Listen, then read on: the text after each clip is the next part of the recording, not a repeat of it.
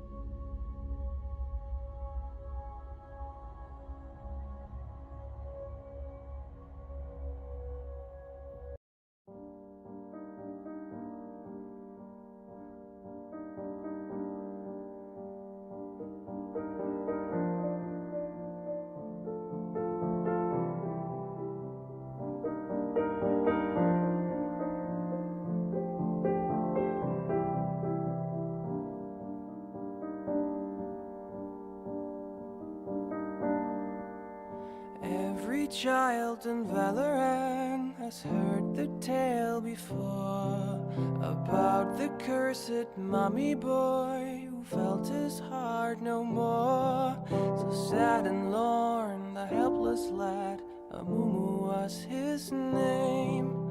He ventured out to find a friend and learn about his bane.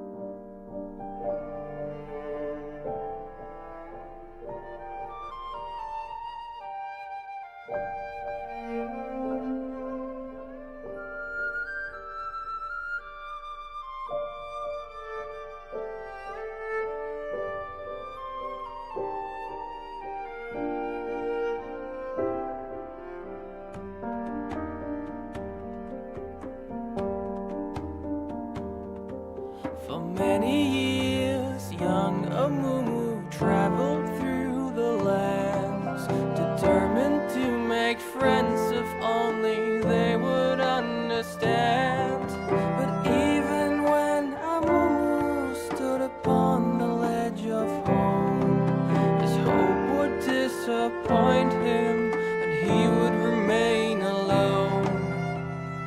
But then the curse began to whisper in his ear. It would confirm what was Amumu's biggest fear. It pledged that never shall someone become his friend. It pledged that he shall be alone until his end. Sorrow and despair became too much to bear.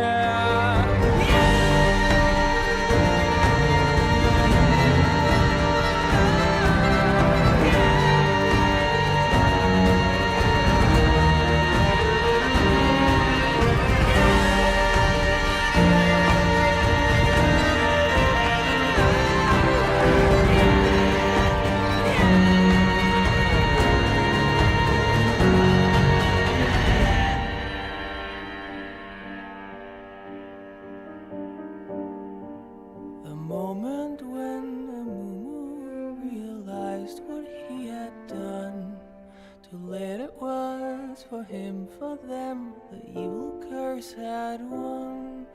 The anger and the anguish overwhelmed his fragile soul and caused a wicked tantrum that he never could control.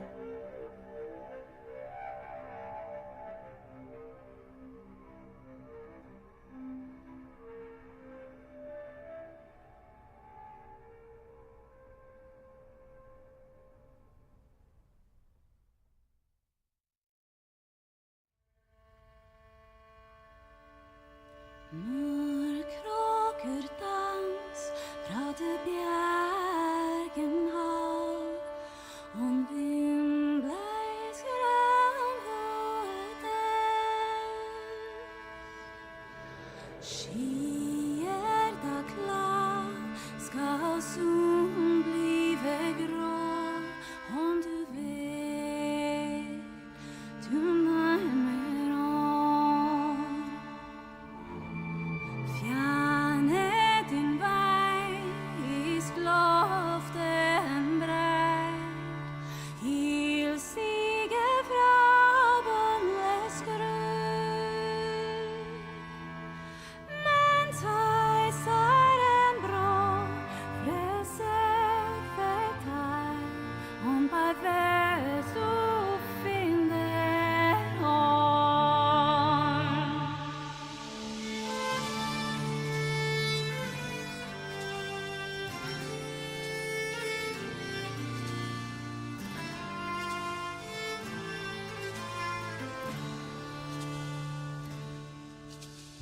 Regnde flåt, det brennende jord, det lyser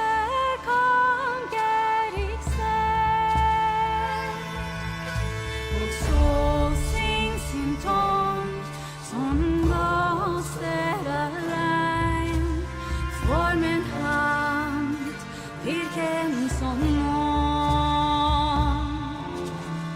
Vi springt ifra den skärmfald man. Snädring hans svärd och nej. Bölker utbrud med de hörvägar i landet av det bjäbbne.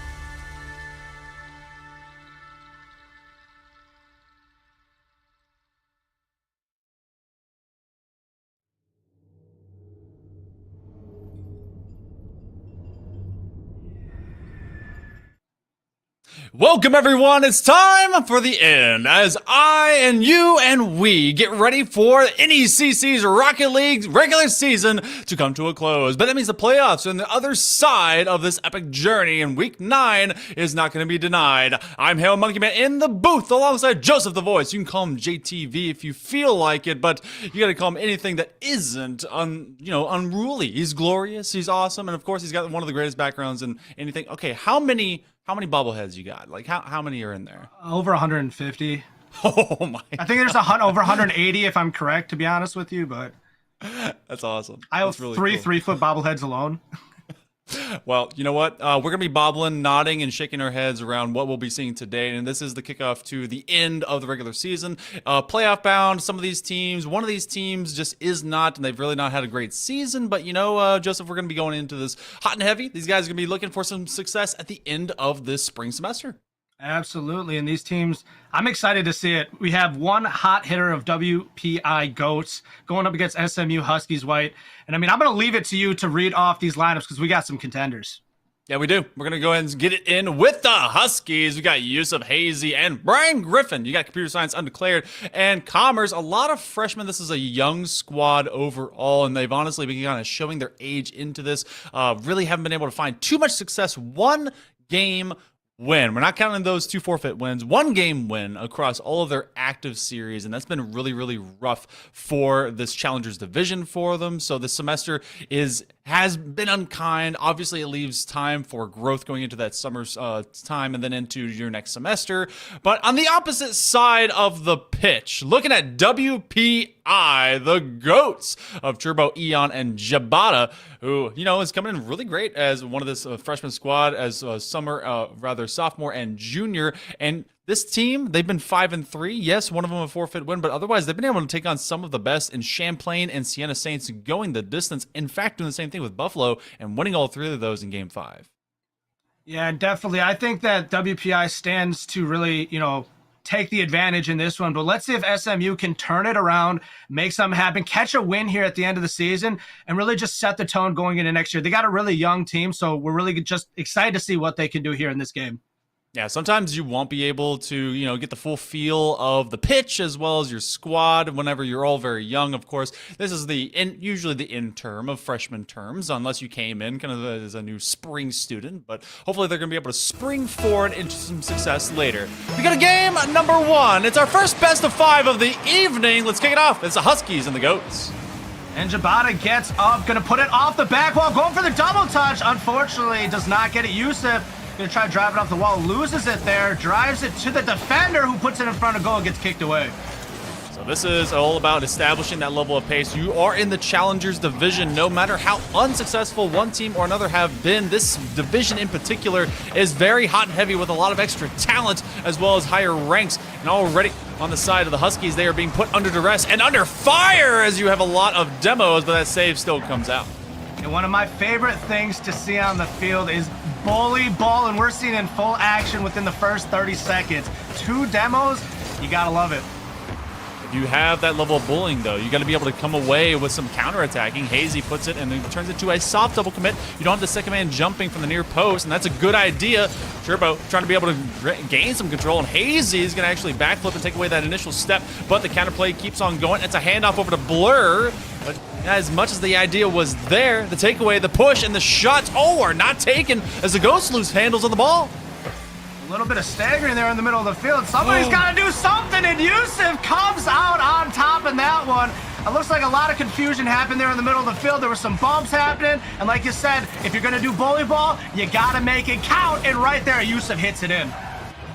All the explosions were happening in the middle of the pitch against the Huskies, and the Goats were trying to bring some satanic power, be able to put the hellfire to them. But instead, respawns kept continuous, and they were able to stay just consistent. Looking for a handoff, a big save by Hazy as the 1-2 does not connect, and now it's up to the Huskies to try their own downfield. I haven't seen much from SMU Huskies this year throughout the season, but right now I'll say I'm impressed already here in this first minute and a half of play. They're definitely showing a level of aggression that maybe they haven't had throughout the season to this point, or maybe they haven't. It's paid to their disadvantage, but it's paying off to their advantage right now. Let's see if they can continue to push forward in this matchup of best of 5.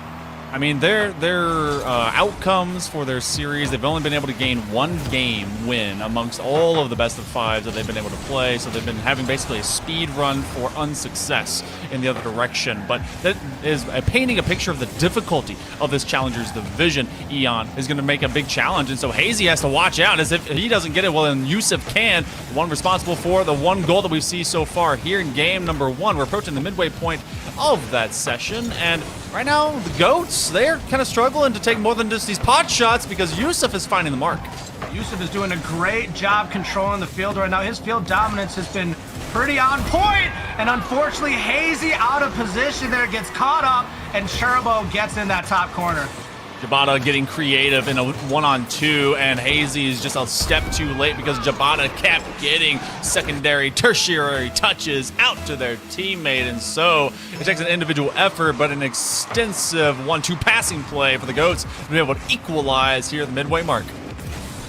Looking like a possibility of an overtime, as there's still plenty of time left on the clock. Can SMU Huskies come back, or will WPI come up with something fancy, almost getting that tap down? Took a step too soon and too often, as they've been able to move this one over the archway of the net. Really keep the Huskies kind of reined in the kennel. All the dogs been barking, but they've been told to shush up. Looking for a double tap, but that quick handoff, and now they're taking away from themselves. A little bit too fancy and a little bit too extra has this ball possession been for the Goats, and now with the waning 2 minutes, Huskies are looking to break out, but their own possession has just been too brief. Once again, Yusuf jumping on top of it, setting up his teammate, and SMU Huskies are up 2-1. And I don't mean to hate, but that is their first time getting 2 goals this season in the game. And I think that's a tone setter. I think this is the one.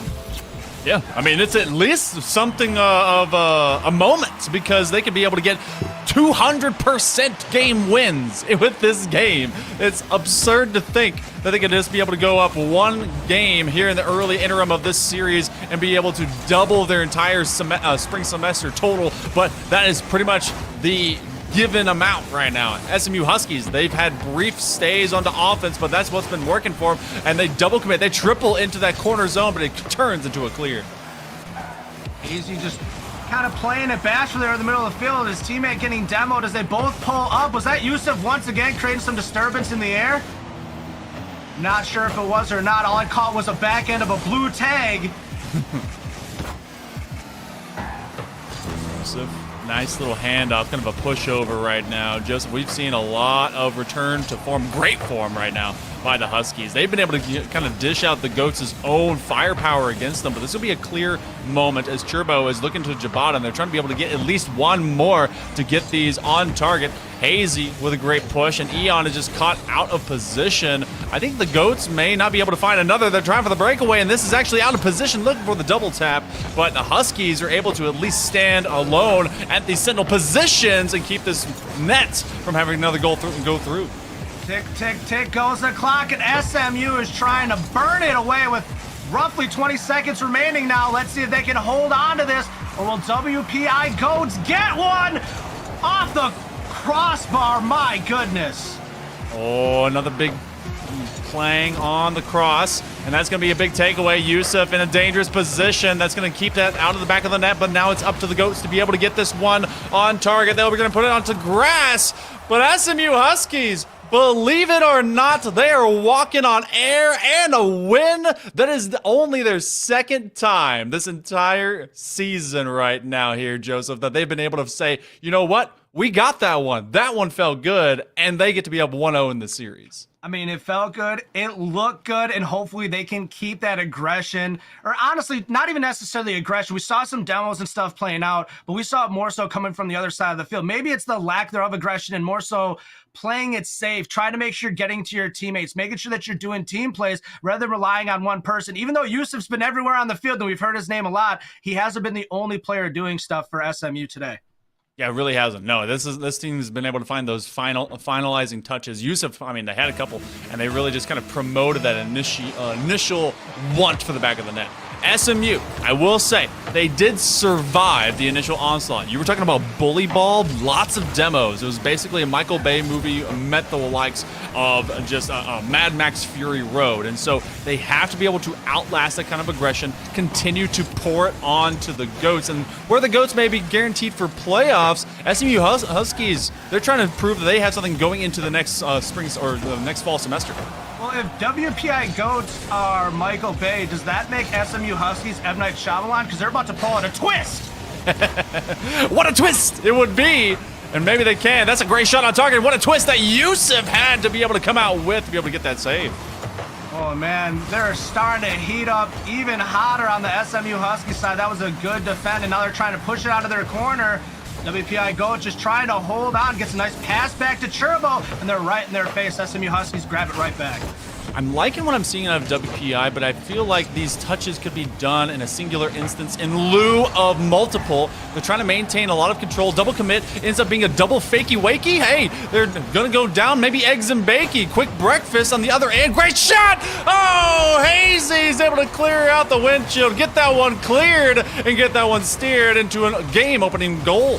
Hey, you asked for a hot griddle, and they gave it to you. They served it up hot. There it was. Beautiful shot there by Hazy. That's how you set the tone. You were talking about that earlier. This is also setting the pace. They've been able to counterplay, even if only briefly, but find success against WPI, whereas WPI is going for the extended plays, trying to get maybe a bit too cheeky with what they want to do and dribbling out in the open midfield, and that's really turned against them. So now with the first 90 seconds off the clock here in game number 2, Huskies are enjoying a little bit of success, but this rotation needs a little bit of help. Hazy's trying to help them, 4v2 against this field. I was nervous there. I was definitely clenching up myself. You guys got to be careful driving that ball in front of goal. Huskies, you guys are holding on right now. Oh boy. You're not going to do it if you keep on keeping the ball in front of goal. These lazy clears, lazy opportunities are going to pay off in favor of the GOATs every time if you guys give it to them. They are playing from a lateral space that's outward of their net instead of from more in depth into center of their net playing forward. And so you're not able to get a big piece to go north and south. You're more just proven to the wall, and that's allowing the Ghosts to stick around and look for some of those clears and those passes to get to the top of the box. Good challenge there, but Churbo gets a piece and now has to wait on Eon to maybe make that next attack. Instead, they'll take it for themselves out from the corner, looking for another, but Yusuf has to just play for the 50. They at least make it neutral as we head to the midfield again. All right, let's see if SMU Huskies can turn it around and get back on top. WPI starting to heat up a little bit more. It looks like they're starting to coordinate a little bit better as well. Let's see if they can get something going here. A little bit of dribbling and the demo to go with it. And a beautiful pass set up to Jabata. That was a beautiful team play. You couldn't ask for any better. Jabata looking for some of that bread. It was Churbo that found not only a demo, but a bump. They're able to get rid of Hazy as that goalie who was waiting off of that rotation. They thought their teammate will be able to survive and get at least a piece of the ball, but you can't get a piece if you ain't there. So for the first time in this series, the GOATs are able to get a goal lead over the midway mark. It seems much the same from our previous game, just equal but opposite in terms of feature and team that are in the lead. Absolutely, and let's see. I'm hoping to get at least one OT tonight. I would like to have at least one. And these teams are so neck and neck right now. I'm feeling like it could be now, but man, with GOATs putting the ball in front of net time after time, they have to have a multitude of shots on goal already. They really do. And at this moment, we've seen the GOATs be able to kind of clean themselves up. Much of what was left behind in the previous game, and much of what was kind of stagnated in the beginning of here in game 2 was WPI just being in their own way. That net is pretty free, but you don't have a second attacker that's able to fill that box. Big demo did just happen, and no pieces gained by Hazy. So looking for another chance. Hazy's going to have to retreat. The boost is slowly running out. He does go back, get the big boost canister. He's going to lose on that touch. So Eon's going to see what they can do as they force Blur to come upfield. As the ball gets into the corner, WPI tries to hold on to it. Eon gets there, bumps heads with the defender. The ball gets left up top, and Turbo knocks it down. You can't just leave him there, because they'll find him, seek him down, and lay it in. Hazy was looking for kind of a layback up touch off the top bumper of his car. You guys didn't see it, but I raised my hand to be able to tell myself what the kind of animation I'm looking for. But it's basically WPI, not quite an inevitability that they were going to get that score, but at least to be able to get that attack. You saw all of the tanks starting to run out for the Huskies. They just couldn't circulate to be able to get that rotation from corner inward of the box. And they've been able to do this exact same kind of motion, and then they lose much the same way on possession. Eon looking for a chance off of Jabata. Hazy finds a big boom and clear. They have to find another one, but no dice from the midfield. So if I remember correctly, we have a sophomore, a freshman, and a junior hailing out from the WPI Goats, and we have 2 freshmen and a junior, so almost equal in terms of roughly their age and how much time they could have potentially put into this game. But I mean, looking at their majors, these are some smart guys on the field right now. We have people that are working in computer science. We got chemical engineers. These guys definitely know how to lay it down on the field and off the field. And I'm excited to see, as they continue to build out their collegiate careers, where they continue to go and how they continue to build out. It's very true. And, you know, a lot of these guys, they put in the extra efforts for their academics. Well, they do the same thing when it comes to their sport. Big clear, Hazy to the corner, but with only seconds remaining, the Goats are able to bounce back after game number 1. The Huskies are going to start to feel the familiar pain of loss, but it's still at a 1-1 even venture before game number 3. Congratulations to the Goats. They hang themselves onto game number 2, and that's good for them because, Joseph, honestly, this squad looked a little bit lost. They looked like they were all over themselves just trying to possess in the half for the Huskies. Absolutely, and it definitely looked like they were over-asserting themselves going into game 2 and kind of getting a little bit out of their element. They didn't look as comfortable as they did, and a lot of like their team opportunities didn't really play out in their favor. WPI Ghost just really took over that game, but it's not gone, it's not lost. I mean, only going up by 2, and I mean, I say only, but it didn't feel like they just ran away with it. It felt like it was still within grasp for the Huskies, and we'll see if they can bring it back here and maybe take back this series, but it's still anybody's ball game. It really is. And I need to see if the Huskies can be able to profit off of having that field dominance in position. And I like this kind of challenge, a big save out of Turbo. But that one was a dime, a rocket on target. See if they can be able to turn it into a Patriot missile later on. You already got to love this level of play that we're seeing coming out from SMU. Every game seems like they're playing a little bit different every single match. And I don't know if that's a good or a bad thing, because it seems like they don't have a true form to this point, or maybe they're intentionally mixing it up because they just don't want to they want to keep their opponents at odds, plain and simple.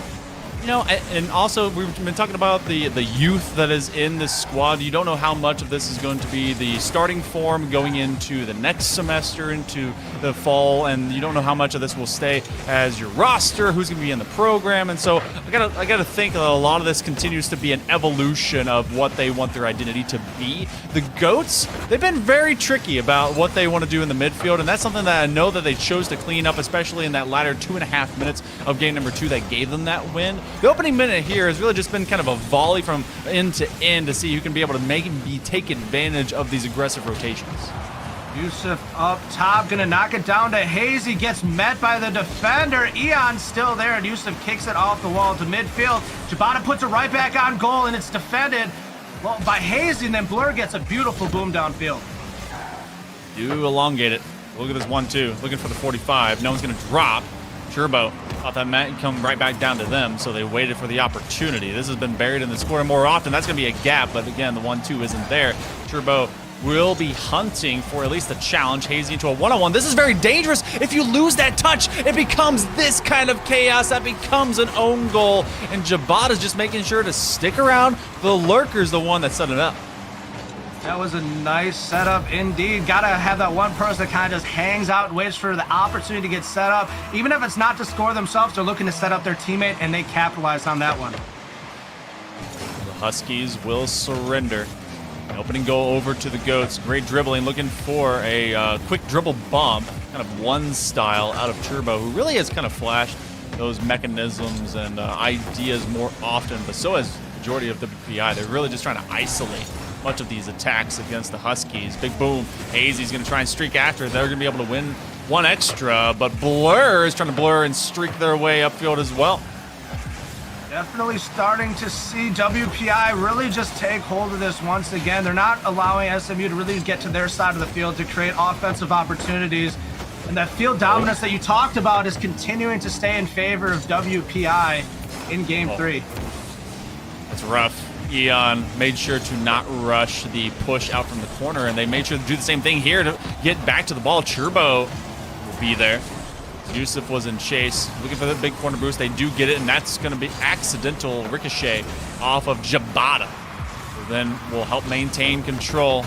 Coming up on that 2-minute warning here for game number 3. Now remember, no one's won this series. A rare instance indeed for the SMU Huskies going it through this third game, as it will just be match point advantage, but you know the SMU Huskies would love to be able to bounce back and get that for themselves. Absolutely. If you're the Huskies, this is the game that you really want, because I feel like it sets tone for your program going into next season. Because they know that their season is over at this point. Unfortunately, they only have a 2-6 record, but a win here could still just really solidify some really good poise going into this next season. Easy. Catch out in the midfield. Neon is going to find the best part of that one, and Hazy is going to be there just in the nick of time to find it at center mass at the backside of the net. Hazy double tap, looking for the clip, but he can't spin in time to put down some authority, and yet the attack continues. The challenges, the Huskies, they're running like it's the Iditarod, and they're trying to get back into first place and forcing the Ghost to all over the net, and yet Jabata has just enough time to get in front of the third man. And I'm telling you right now, SMU right now is locked and loaded. They are taking shot after shot after shot after shot. One of them are going to have to give him, I think, with less than a minute left, they could still get this and we could have an overtime. I've been asking all night, just give me one. 45 seconds to go. There's still a moment. Gonna be poised, gonna be ready, gonna be composed. Yusuf, he's been able to open up the scoring for the Huskies in game number 1, and he's been just dry on boost. It is the Sahara, and he is thirsty. Blur looking for an opportunity. It's too powerful. It goes to the backboard, and Yusuf is trying to dive in a little bit too soon. Finds the opposite side corner. It's a one-on-one. Eon, is he a bulldozer? He's big enough. He's strong enough, but they're not able to get enough as 20 seconds now comes up on the clock. Yusuf loaded up on his wheeze. He took too hard of a hit. He could have set his team up well, but unfortunately now they're playing from behind still with 10 seconds left on the clock. It looks like WPI might have this one in the bag. Eon staggers it and slows them down, not giving an opportunity to the Huskies, and it looks like we're going to hit zeros here in game 3. Oh, that's so unfortunate. It's so hard to do. As a Huskies, they were left with a bouncing ball, and if you've ever seen a Husky in real life, you know they have all of one shared brain cell amongst the entire breed, and as soon as that ball starts to bounce, they just put paws in the air, and they can't quite get a handle on it. So, well, job well done to the Goats to be able to maintain that pressure, and they right now are on match point, and, you know, WPI has been looking good since they've rebounded from game 1. Absolutely. I think they were just kind of getting a feel of what the Huskies had to offer there in game 1. And they already had their game plan coming into it. They haven't looked like they've staggered too much from what they've done in game 1, where we've seen a lot of changeover, a lot of difference happening from Huskies game to game to game. And I think it's having that chemistry or having that formulated plan in place that's helping WPI really just take the lead here. Will the Huskies stay a little bit consistent? Their aggressive attack did not find a single waning brick in the wall of Goats. This is more about the men who stare at Goats. They have just recognized that it is too easy to keep that pressure on to these dogs that they've been stuck in the kennel. That's going to bounce down, looking for the dive. That's a double commit. Yusuf is actually alone on that ball possession, which is a great look because the Goats had a chance for a big counterattack. Yeah, let's see if the Huskies can try to get something going here. And once again, a huge boom downfield by WPI Goats, and the shot on goal goes wide. That one hits the sidewall. Hazy's going to pick it up, and if there's anyone that's had a great majority of touches in favor of the Huskies, it is Hazy. Great block. That's going to be a crisscross cut going right along the box. Eon looking down over to Jabata. The pre-jump does not connect. And WPI, they're trying to be able to take some higher mechanical, higher risk, higher reward chances as long as they have that free field in front of the Huskies box to work with.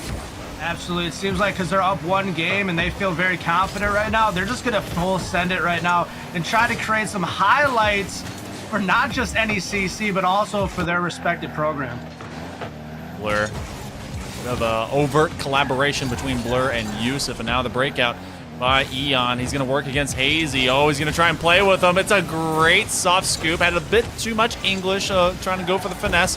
Didn't quite make that turn. Hazy with a follow-up after Yusuf, who's looking for the redirect. Maybe at least an air dribble bump. That one's going to waterfall down. Hazy was there for the crash, but now Blur is trying to be able to keep this one stuck inside. Hazy looking for the player bump, and now it could all go wrong. Turbo, though, is just a bit off target. Every time we think SMU is going to get one up in this game, unfortunately, WPI has other plans, or SMU just barely missing the mark. It has been a catastrophic turnaround, unfortunately, for SMU as we get further into this series. Good news, though, for both sides is that we're at 0s apiece. So no one is worse off. It's all about momentum. You got to be able to shape yourself time after time. And Huskies are starting to really make me just kind of clinch up because of these moments. They've been leaving that gate wide open. The dog was out, and the Goats just took over that territory. Eon once again doing a great job finding the net. Hazy almost able to get there and kick it away, but just not enough. All right, the Goats with another lead.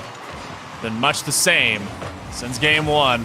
It's not been insurmountable. It's been just enough. Blur's going to get bumped. Going to try and maintain this. He's looking for Hazy on the bottom edge of that, and that's good as they win the 2v1. Now they're going to do the same thing on the opposite end, and the great recovery rotations are there. Touch will make it go to the opposite side corner. Blur is going to overstep Yusuf, so he has to be able to win this next approach, but Turbo is able to find the majority of it. We're over the midway mark here, Joseph, and it's got to be the Huskies that find that next big goal. Big challenge is bouncing, but it's just a bit too off target, even though it did ring around the post. I'm just saying, if they buckle down and they start getting these shots where they need them to land right now, SMU Huskies win this game. They've put so many shots on goal, and Eon, my goodness, hanging out and making big plays. His name is Eon because it's going to be Eons until you're good enough to be able to keep up with him. Oh my goodness, great read. That one fed straight back to the ceiling. Looking at the dive, just followed it, hot knife, through butter, put it on toast. That's my breakfast. Give me more of that before I have to go into my morning commute. Less than 2 minutes to go. WPI Goats, they're looking for a third. They got it. Not only did they get it, it was Eon, and guess what? That is in fact a hat trick.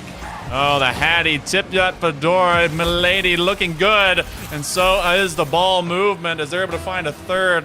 SMU Huskies have struggled to come back against just down one, make it a triplicate. This is looking very much like the majority of their season. 0-3, too familiar. Yeah, unfortunately, Huskies definitely have to go back and reanalyze their game plan going forward, because a little bit of everything all at once generally doesn't work. You got to find a plan that kind of works and then try to ride it out, whether it's team plays, whether you're going to try to feed a player a little bit more, whatever it's going to be. You got to figure out that game plan and kind of work with it. Oh, I like the idea. Blur, look, there is no doubt that there's some talent and skill on these players. It's just about being able to make it molded and actual chemistry kind of getting together, because so far it's been a splinter of ideas in different ways.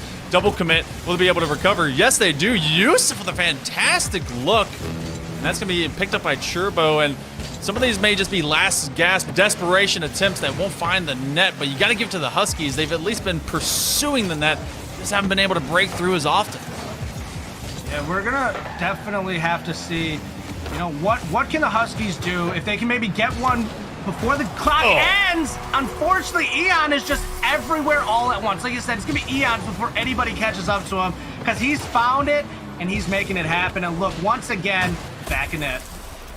Everything, everywhere, all at once. Go see that movie, and if you want a small piece, a dose of it, just watch Eon right now. Is able to make that one work so well. Great doink.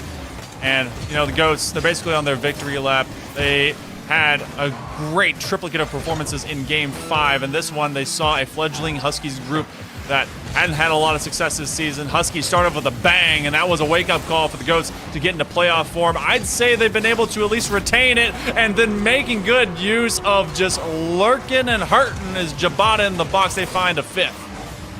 SMU's probably just hoping that this game ends at this point, as the Goats are just looking just like that. They are goating it up on the field.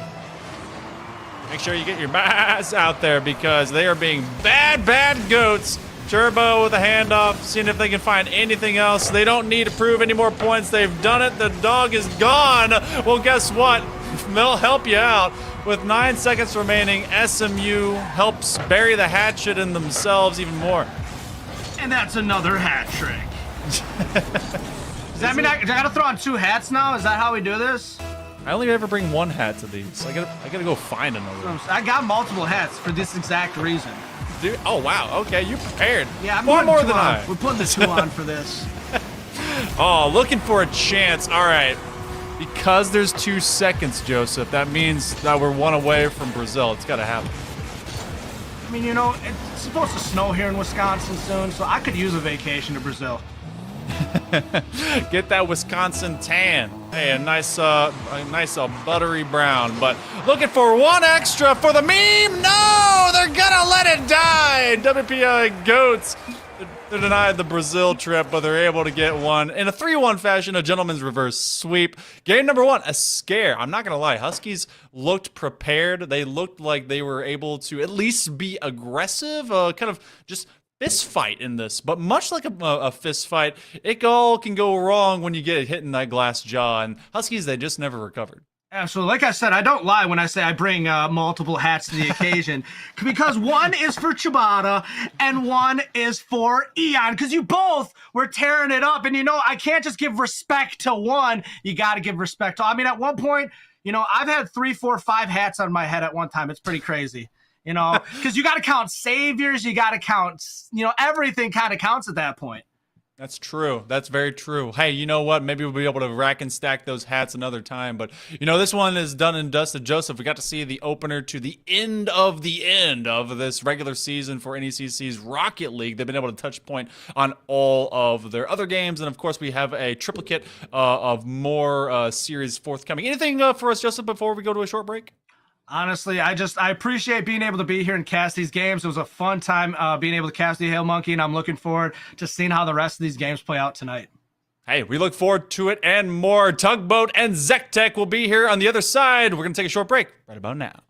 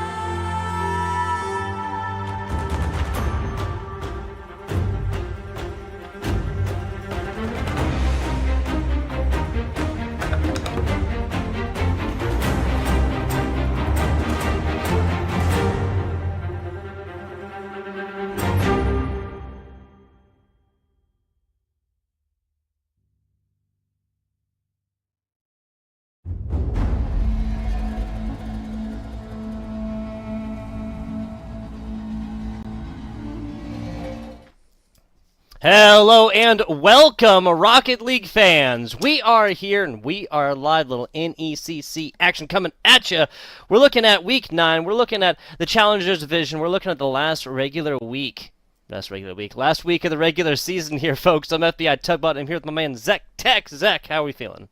Feeling fantastic, feeling good. This is it, the last week before playoffs, as you said. So it's time to cement your seeding for the playoff bracket. Who's going to come out on top? Who's going to have maybe the better position going into that playoff bracket? This week will decide those positions. Yes, it will. Yes, it will. And it will decide it all the more importantly between two teams that are both 5-3. We've talked about the win. It's right now. We've talked about the where. It's the Rocket League pitch. Let's talk about the who, the teams we are hopping in to see on the day. First and foremost, ERAU. That is Embry-Riddle Aeronautical University, henceforth referred to as the ERAU squad, or maybe even the Eagles. That is Causality. That is a software engineering freshman. Michigan, like the state, mechanical engineering, but a little bit more experienced at junior. Cosmic Phoenix, another engineer. They'll have to whittle their way into a win here. I'm not really sure. Engineer their way into a win. I don't know if that makes any sense. Cosmic Phoenix, aerospace engineer right there, a freshman, as well as Zach Tech. Would you go through the University of Houston Downtown Gators squad, please, for me, sir? Absolutely. We have the Gator squad here. Mission to Pluto, a biology junior coming with that experience. Orange Blood, accounting freshman. Got those numbers under his belt. And Joe Wow, LOL, finance sophomore. So, again, some experience here. Another freshman, though, so some fresh blood. But, hey, UHD Gators, I think they're going to bring it to this next other squad. And I think it's going to be a fantastic matchup here. Yeah, so a trio of engineering students over here for the ERAU Blue Squad. Looking it up right here, they are either coming on out of Daytona, Florida, or out of Arizona. Those are two very, very different states, Zach Tech. Those are two very different states. The University of Houston Downtown, I will give you guys 3 guesses what state in which this university lies in. You done? It's Texas. It's Texas here. So either Texas, Arizona, the classic rivalry, or Texas, Florida, right here, one way or the other. An interstate competition coming up here. Once again, both of these teams 5-3 as well. Week 9 coming in, an early score. Nope, that's not going to be true. We are kicking it off, though, with some offense coming out of ERAU, making sure they can really put the defense of the UHD Gators to the test. See just what they have in store for them. But now Gators, we're going to break away here, but not for very long. Back on the defensive once again, but no goals scored quite yet. We're at a standstill. But you are ERAU. My goodness. They will, though, make sure they have lots of position here in the first minute. The Aeronautical University here getting it done through the air so far. Can't really be surprised about that one. Not J-Wow, but Joe Wow here. For our Jersey Shore fans, sorry, you'll find no love here. Causality, excuse me, just with a K. That's a decent little centering shot. Now this one over the right side. Michigan trying to get the glove up to this one. Joe Wow Law now. Great job putting this one out, but Mission to Pluto. It's going to be a long one here. They're not going to be able to get past these defenders. Causality, almost a perfect pass into Cosmic. Oh, a good shot without the post. The ball also blocked away, though. They have to try once again here. A little bit of a bump play, some physical play coming out. You'll have to see that happen here. That breakaway play through the midfield, taken to the sky. Looking for somebody off the backboard. It's a double tap there. It's on target. No, off the post, but the fault was there. Causality puts it in. Causality with a casualty here early. That's going to be the first score, first blood drawn here for the side of ERAU. Now, folks, those are the Eagles. Instead of saying ERAU blue over and over and over and over again, we're going to say the Eagles versus the Gators. See how this one goes. Now, University of Houston now has come fourth and won every kickoff so far, pretty handedly as well, Zach Tech. Those kickoffs can be absolutely crucial when it comes down to it. Being able to control the initial starting of the game, having a good start is always good, but awesome offensive capabilities coming out here. Some good pressure, and the Eagles are just wanting to fly right into that net. Once again, the bump comes through, and Causality puts it away once again, bringing it out the broom to clean it up. Yeah, fourth shot here. Simply can't be surprised when you see it double up on the defense right there, both coming off of wall. Player down bottom, the last bastion of defense right there gets demoed, and the Eagles squad doing Ernie the Eagle, their mascot, Ernie the Eagle, proud right here. Part of the cheerleading team. Love it. Well, I guess most mascots are, right? That would make sense, but also would make sense as another offensive opportunity for the Eagles here, but now Gators looking to break away. It's going to be a decent touch there. Maybe a connection, but no, Gators containing some pressure here, but now bring off the side. It's Michigan trying to make something happen here. Go high, put it over, but no, the defense is there for it. And the Gators, want to take this out, can get it past the first level of the offense, but not past the last one. That's mission to Pluto right there, just playing the back position. Zach Tech, the insurance goal has been purchased. You know, dial up Progressive, hit up the Get-Go Geico, something like that. Get yourself a quote. Because ERAU, the Eagles, have already bought their premium. It's up by 2. They are in no rush here to do anything but take offensive opportunities and waste out time. That's a solid centering shot. But Cosmic Phoenix has always been there. Michigan, once again, and up there, stopping off that offensive pressure. Just like that. Nice transition into offense. Joe Wow almost puts an own goal in. Pretty close there, Zach Tech.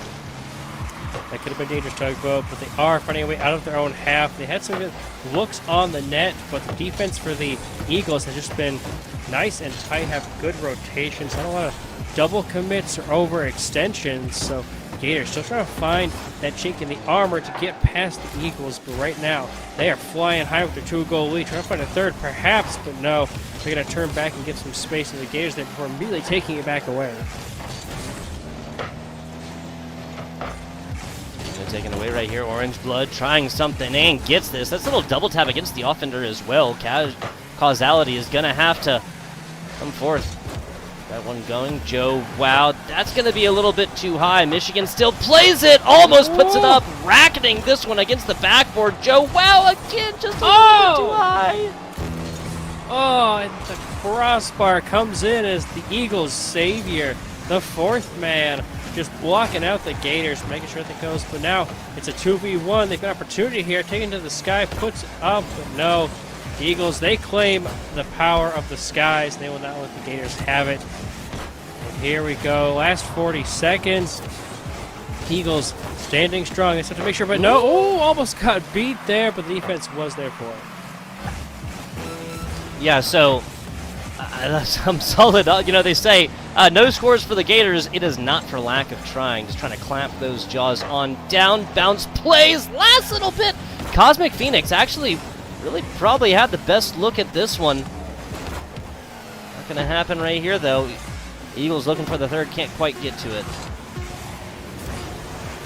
A little roll shot there, but the defense is there for it. The Gators have sort of the defenses. They've worked out some of the kinks and the mistakes, and they've actually played a really good game here in the second half of the game, really bringing it back together. After losing and giving up those first 2 goals, they really figured it out, had some good offensive opportunities, but they just couldn't quite find that last step to score. But again, it is only game 1, so they can absolutely find it here in game number 2.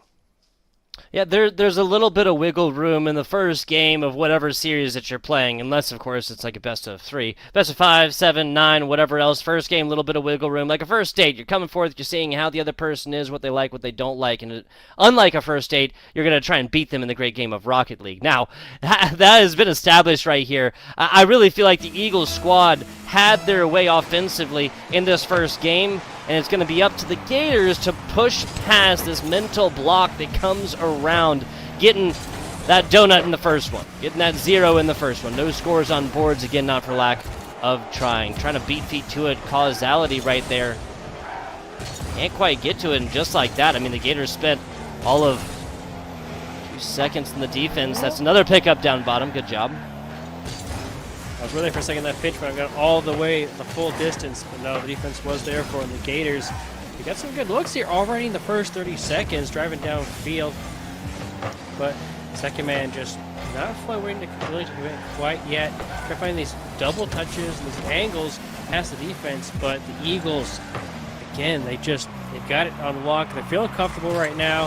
They're not too worried about being on defense for more of this game. Yeah. They don't seem like they're panicking at all yet.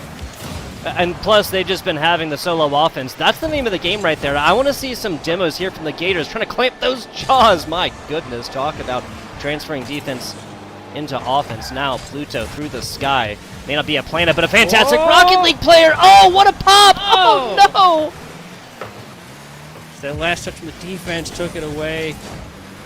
And they were just so close to scoring the first goal of the series, but not quite yet. Gators will still remain scoreless. And Eagles, they're trying to take us through the midfield, retain some possession here, but low boost for Phoenix means that he's going to be in a dangerous spot. Going to have to try to figure his way out of this one, but now Michigan trying to find someone in the center. It's a shot downfield, but easily put off the backboard, and now counterattack opportunity downfield, but 2 are there and waiting. Yeah, I mean, heck, in game number 2, the Gators' problem is not their defense. I got to say that. They have spent almost all of this time in the offense so far. Cosmic Phoenix simply with 0 shots. Like, these don't happen by mistake. The Gators have completely controlled the offensive side of this game. Another easy takeaway there from Orange Blood. Trying to get up to it. Another hit. Nicely done. Left cornered again. Last player. That's Causality. Into this one. Mission to Pluto trying to deliver this one. Not going to happen. Shots and pass attempts coming in left and right for the Gators, but there's no one able to finish it off. Clear downfield, but the rotation is quick enough to make sure that there's no counterattack opportunity here, but they still have possession as the Eagles were not able to take it away quite yet, but there it goes. They take it off the sidewall now, but nice off the backboard is Pluto. Full boost, and now quick little 50-50. Orange Boy will lose it, but bumps the man off the ball. It's up to Joe Wow to take us downfield. Challenge it here through the corner. Recently having with his teammate off the backboard. Perhaps the pinch goes out. And now Michigan looking for the attack on the net, but the defense is there. About 3 minutes or so. Plenty of scoring opportunities. Nothing going in, though. Joe Wow looking to create something beautiful off the wall. That's just a little bit too far outside. No, it's perfect for Orange Blood. Talk about drawing it here for the first strike for the Gators. They just came off the back of a, 8-minute scoring drought? And what a way to end it. Going up the sidewall there, just had some space. Powerful pass down, and the man so speedy to get there before the defense could read it. And they go up by 1, their first lead here and their first goal in the series. But they got getting attacked. Cosmic Phoenix putting back the answering goal. And they just couldn't find the control or the read out of the corner there. The Eagles have taken every day of the week. I bet it was sweet, but it was definitely short. 12 seconds or so that the Gators got to enjoy a lead right there. It gets dusted off very, very quickly. Offensive opportunities. Joe Wow almost had enough to bite that one. But fantastic defensive play so far. Orange Blood yet again. Backboard. Nobody there, though, and Causality has a huge handle onto this one. Nice touch there, but they do have some space to work with.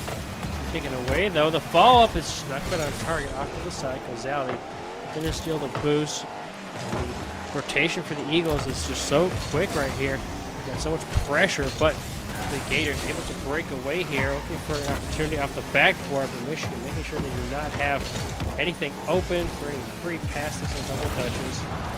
And the demo there will open up some space in the midfield. The ball bouncing into that corner will remain safe for now, but the Gators have to find a way to get downfield and to score again if they want to take this game number 2. Yeah, 50 seconds or so, the Gators basically taste this victory. There for a brief 12 seconds. Full bounce plays! That's a really weak hit from Joe Wow and does nothing more than corners this one back up. Orange Blood pays for that one with their lives. Some fantastic rolling right here. Causality cannot get the ball taken away from him. Oh my god. That was what, like 12 hits all the way down this right side? 12, 15, who knows? No one was keeping him from going anywhere else. And, ooh, good opportunities here.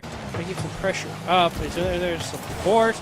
Oh, it's awkward. Oh, flick back out, but Michigan now able to have some control and boost. It's just going to be walked down. No, the cut! No one's home! Causality puts it in! I don't know about causation, but I do know me some causality. My God, what a pass right here from Michigan. A fantastic job, and you can see this one getting drawn out from a mile away. ERAU, that's the Eagles squad, go up by 1 with 5 seconds to go.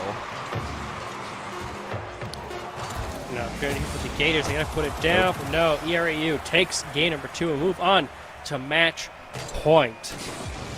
Clutch factors, man. Clutch factors here for the Eagles. High flying indeed as they put up what? So game 2 has the same like total amount of scores, right? 3 total scores from the first game, but a much more close scoreline right here. 2-1. This could have been done at any time. And I got to say, if the Gators, like if this was like say 20 seconds, not 5 seconds, like a kickoff situation, and then you have like a couple plays after that, you know, while your ahead team would just be playing keep away. Might be still looking at that one, maybe even looking at an overtime. Who knows? That's theory crafting at this point. What I do know is the Eagles squad is on match point. Oh, massive boom downfield, but Causality gets back to it in time. Put it away from the net. And Gators, they're looking hungry. They want to take a game. But right now they have to figure out their offense. They've had some decent looks, but just can't quite find the right pass, find the right hole or gap, and they're going to be punished for their overextension right there as Michigan puts one over the top.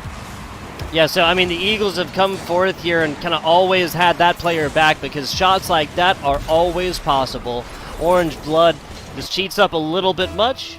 Teammates kind of getting aggressive, trying to play ball and whatnot.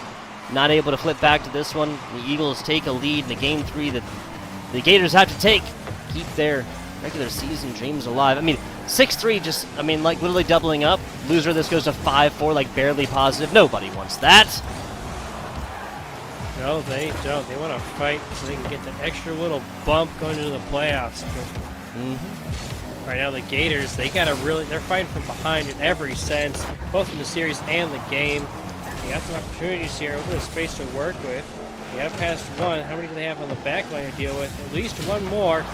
Oh, Demo's going to come in there. So now it's 3v1 up off the backboard. No touch there, but the ball is good for the defense. So they're going to put it away. Stay safe for now.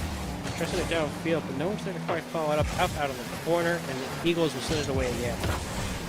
Gators accepting this one. Just past mid-pitch. Joe Wow with the first right there. Pluto with the follow-up to get this one offensive-minded. Now left corner, the bouncing plays. Tease this one up for Michigan. They'll swing every time. Just like that. A little bit of offensive pressure, and Cosmic Phoenix spins gold from a straw. Why? Let's just watch this one unfold again. Oh, okay, so a little pinch play right there just kind of set it up perfectly. I was wondering how Michigan got this one over. Yeah, that massive 50, the pinch. They're setting it downfield right where the teammate can follow it up. The USG Gators fighting from 2 behind. Cosmic Phoenix going to go up, trying to make this 3, taking to the sky. Oh, it bounces past 1, but not past 2. Off to the side is Joe Wow, looking downfield. Trying to get past. He's got no boost to work with. He's going to threaten at least here. The man is up, looking for the shot. It's up top, but the defense gets to it. Yeah, wow, again, not for lack of trying here, folks. Hit back on over. Causality. Send this one to Cosmic Phoenix. That's decently centered. Does get to it, though. It's a great job there from Mission to Pluto. Even if it was a weaker pickup. And now on mid-pitch. Still a fantastic defensive stop. Oh, good little team play there. Do they have the follow-up? No, just a little too high. And now the challenge, they put it high up off the backboards. There, above there is Cosmic Phoenix right the whole way down the field and puts home goal number 3. Yeah, goal number 3, and this might be the nail in the coffin right now, Zek Tech. At up 2-0 in the series. Might have been a really close game last time, but the good news here for the Gators is, of course, that we are 12 seconds outside of halftime. Where the scoreline is at halftime can be undone in the second half. Up to the midfield. Gators have got a lot of presence here on the ball, but right now it's Causality getting past 1, getting past 2. Can he get past 3? Maybe perhaps the bump on the man. No, the defense off the post. Wow, yeah, so some fantastic stuff. Gators actually triple committing right here and still managing to keep offensive pressure. Another hit, okay. Hey, can't knock it if it works. A little too high, a little too quick here. I think they're starting to little panic a bit.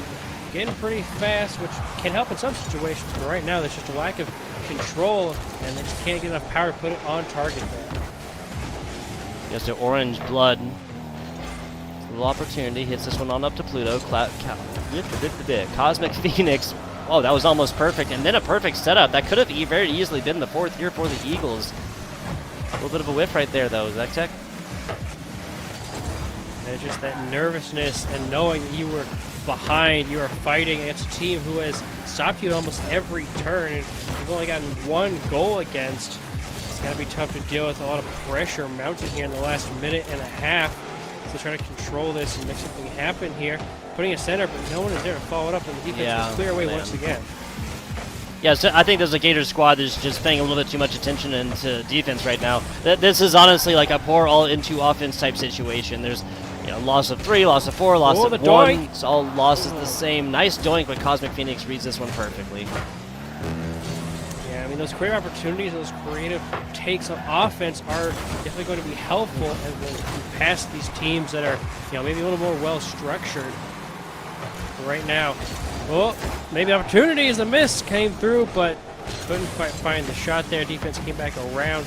Is there a follow-up? Not quite. Trying to get some reads here, but the defense for the Eagles is just impenetrable. Yeah, it really is. I mean, we just kind of saw the triple threat defense right there. That's just another transition into offense. Michigan takes it, and we're going to see the Eagles going up by 4 with less than a minute left, ZecTech. Perfect passes, man. Beautiful passes, and they've gotten at least 2, 3, possibly even 4 of these goals this series off of those counterattacks. Just the massive clears downfield, either straight to net or to a teammate. The Eagles knowing how to put it into space and spot when the Gators have overcommitted, and that has just really been an extra nail in the coffin and just an extra hammer blow that has allowed them to take this victory here in this series. A clean 3-0 sweep for the Eagles. They will go on to a 6-3 record going into the playoffs. Yeah, that's beautiful stuff. This is going to be beneficial seeding here for the Eagles. Not so much for the Eagles, not so much for the Gators right here, and that'll allow them to play a little bit of a lower seed. So theoretically, a team that may not give them as much contention. 5-4 right now. The Gators are going to have to really make a statement for themselves in the near future here, Rocket League wise. Also, I mean, looking at this, 4-0 game 1, 3-0 game 1, 4-0 game 3. It unfortunately kind of seems like the 2-1, the really close barn burner right there, was more so the outlier, ZecTech. It does seem so. Seems like the Eagles had this one in their talons. They took it home to the nest for the win. Nice little dinner there. Taking the dub, and the Gators at the end of the day just going home empty-bellied. Empty-bellied. Oh, well. We'll be looking at next up, close and personal. We're looking at a couple more. This was Challengers Division. We'll be looking at Emergence Division coming up here next. Super excited for it. The only bad news is that we got to sell a little bit of time. We're going to try and roll this along, maybe start a little bit earlier for you guys after the 3-0, but no guarantees one way or another. We got a schedule to keep track of. ZecTech, anything else for the good people before we take a short break? Hey, this is a great series. Thanks for coming in. Stick around. We've got at least 3 more games to go, and the 2 of us here stick around as well. We will be with you the entire rest of the night. So please stick with us. Have a fantastic time, and we'll see you for the next series.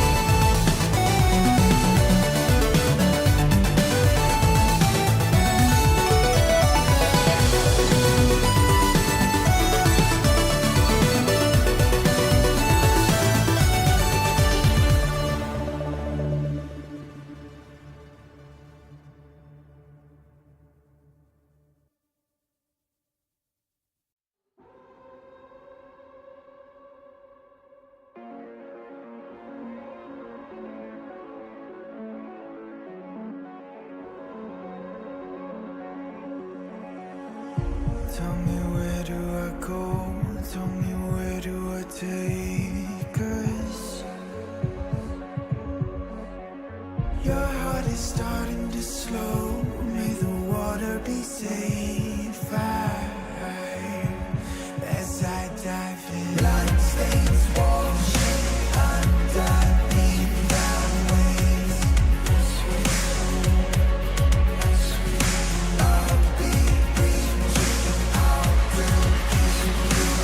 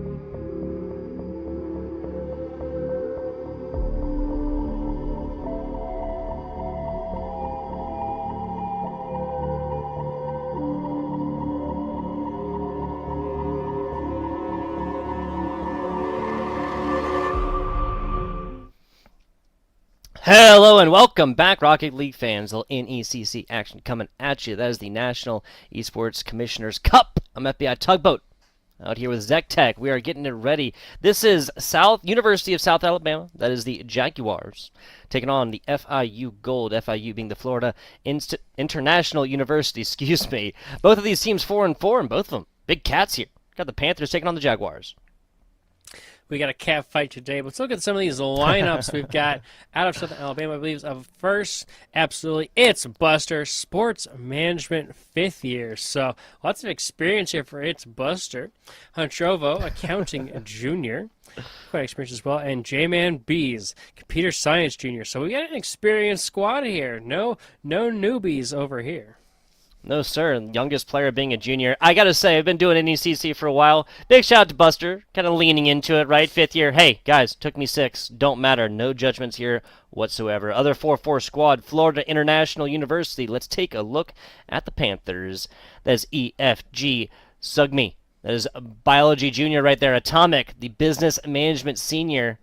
And Kaizenho.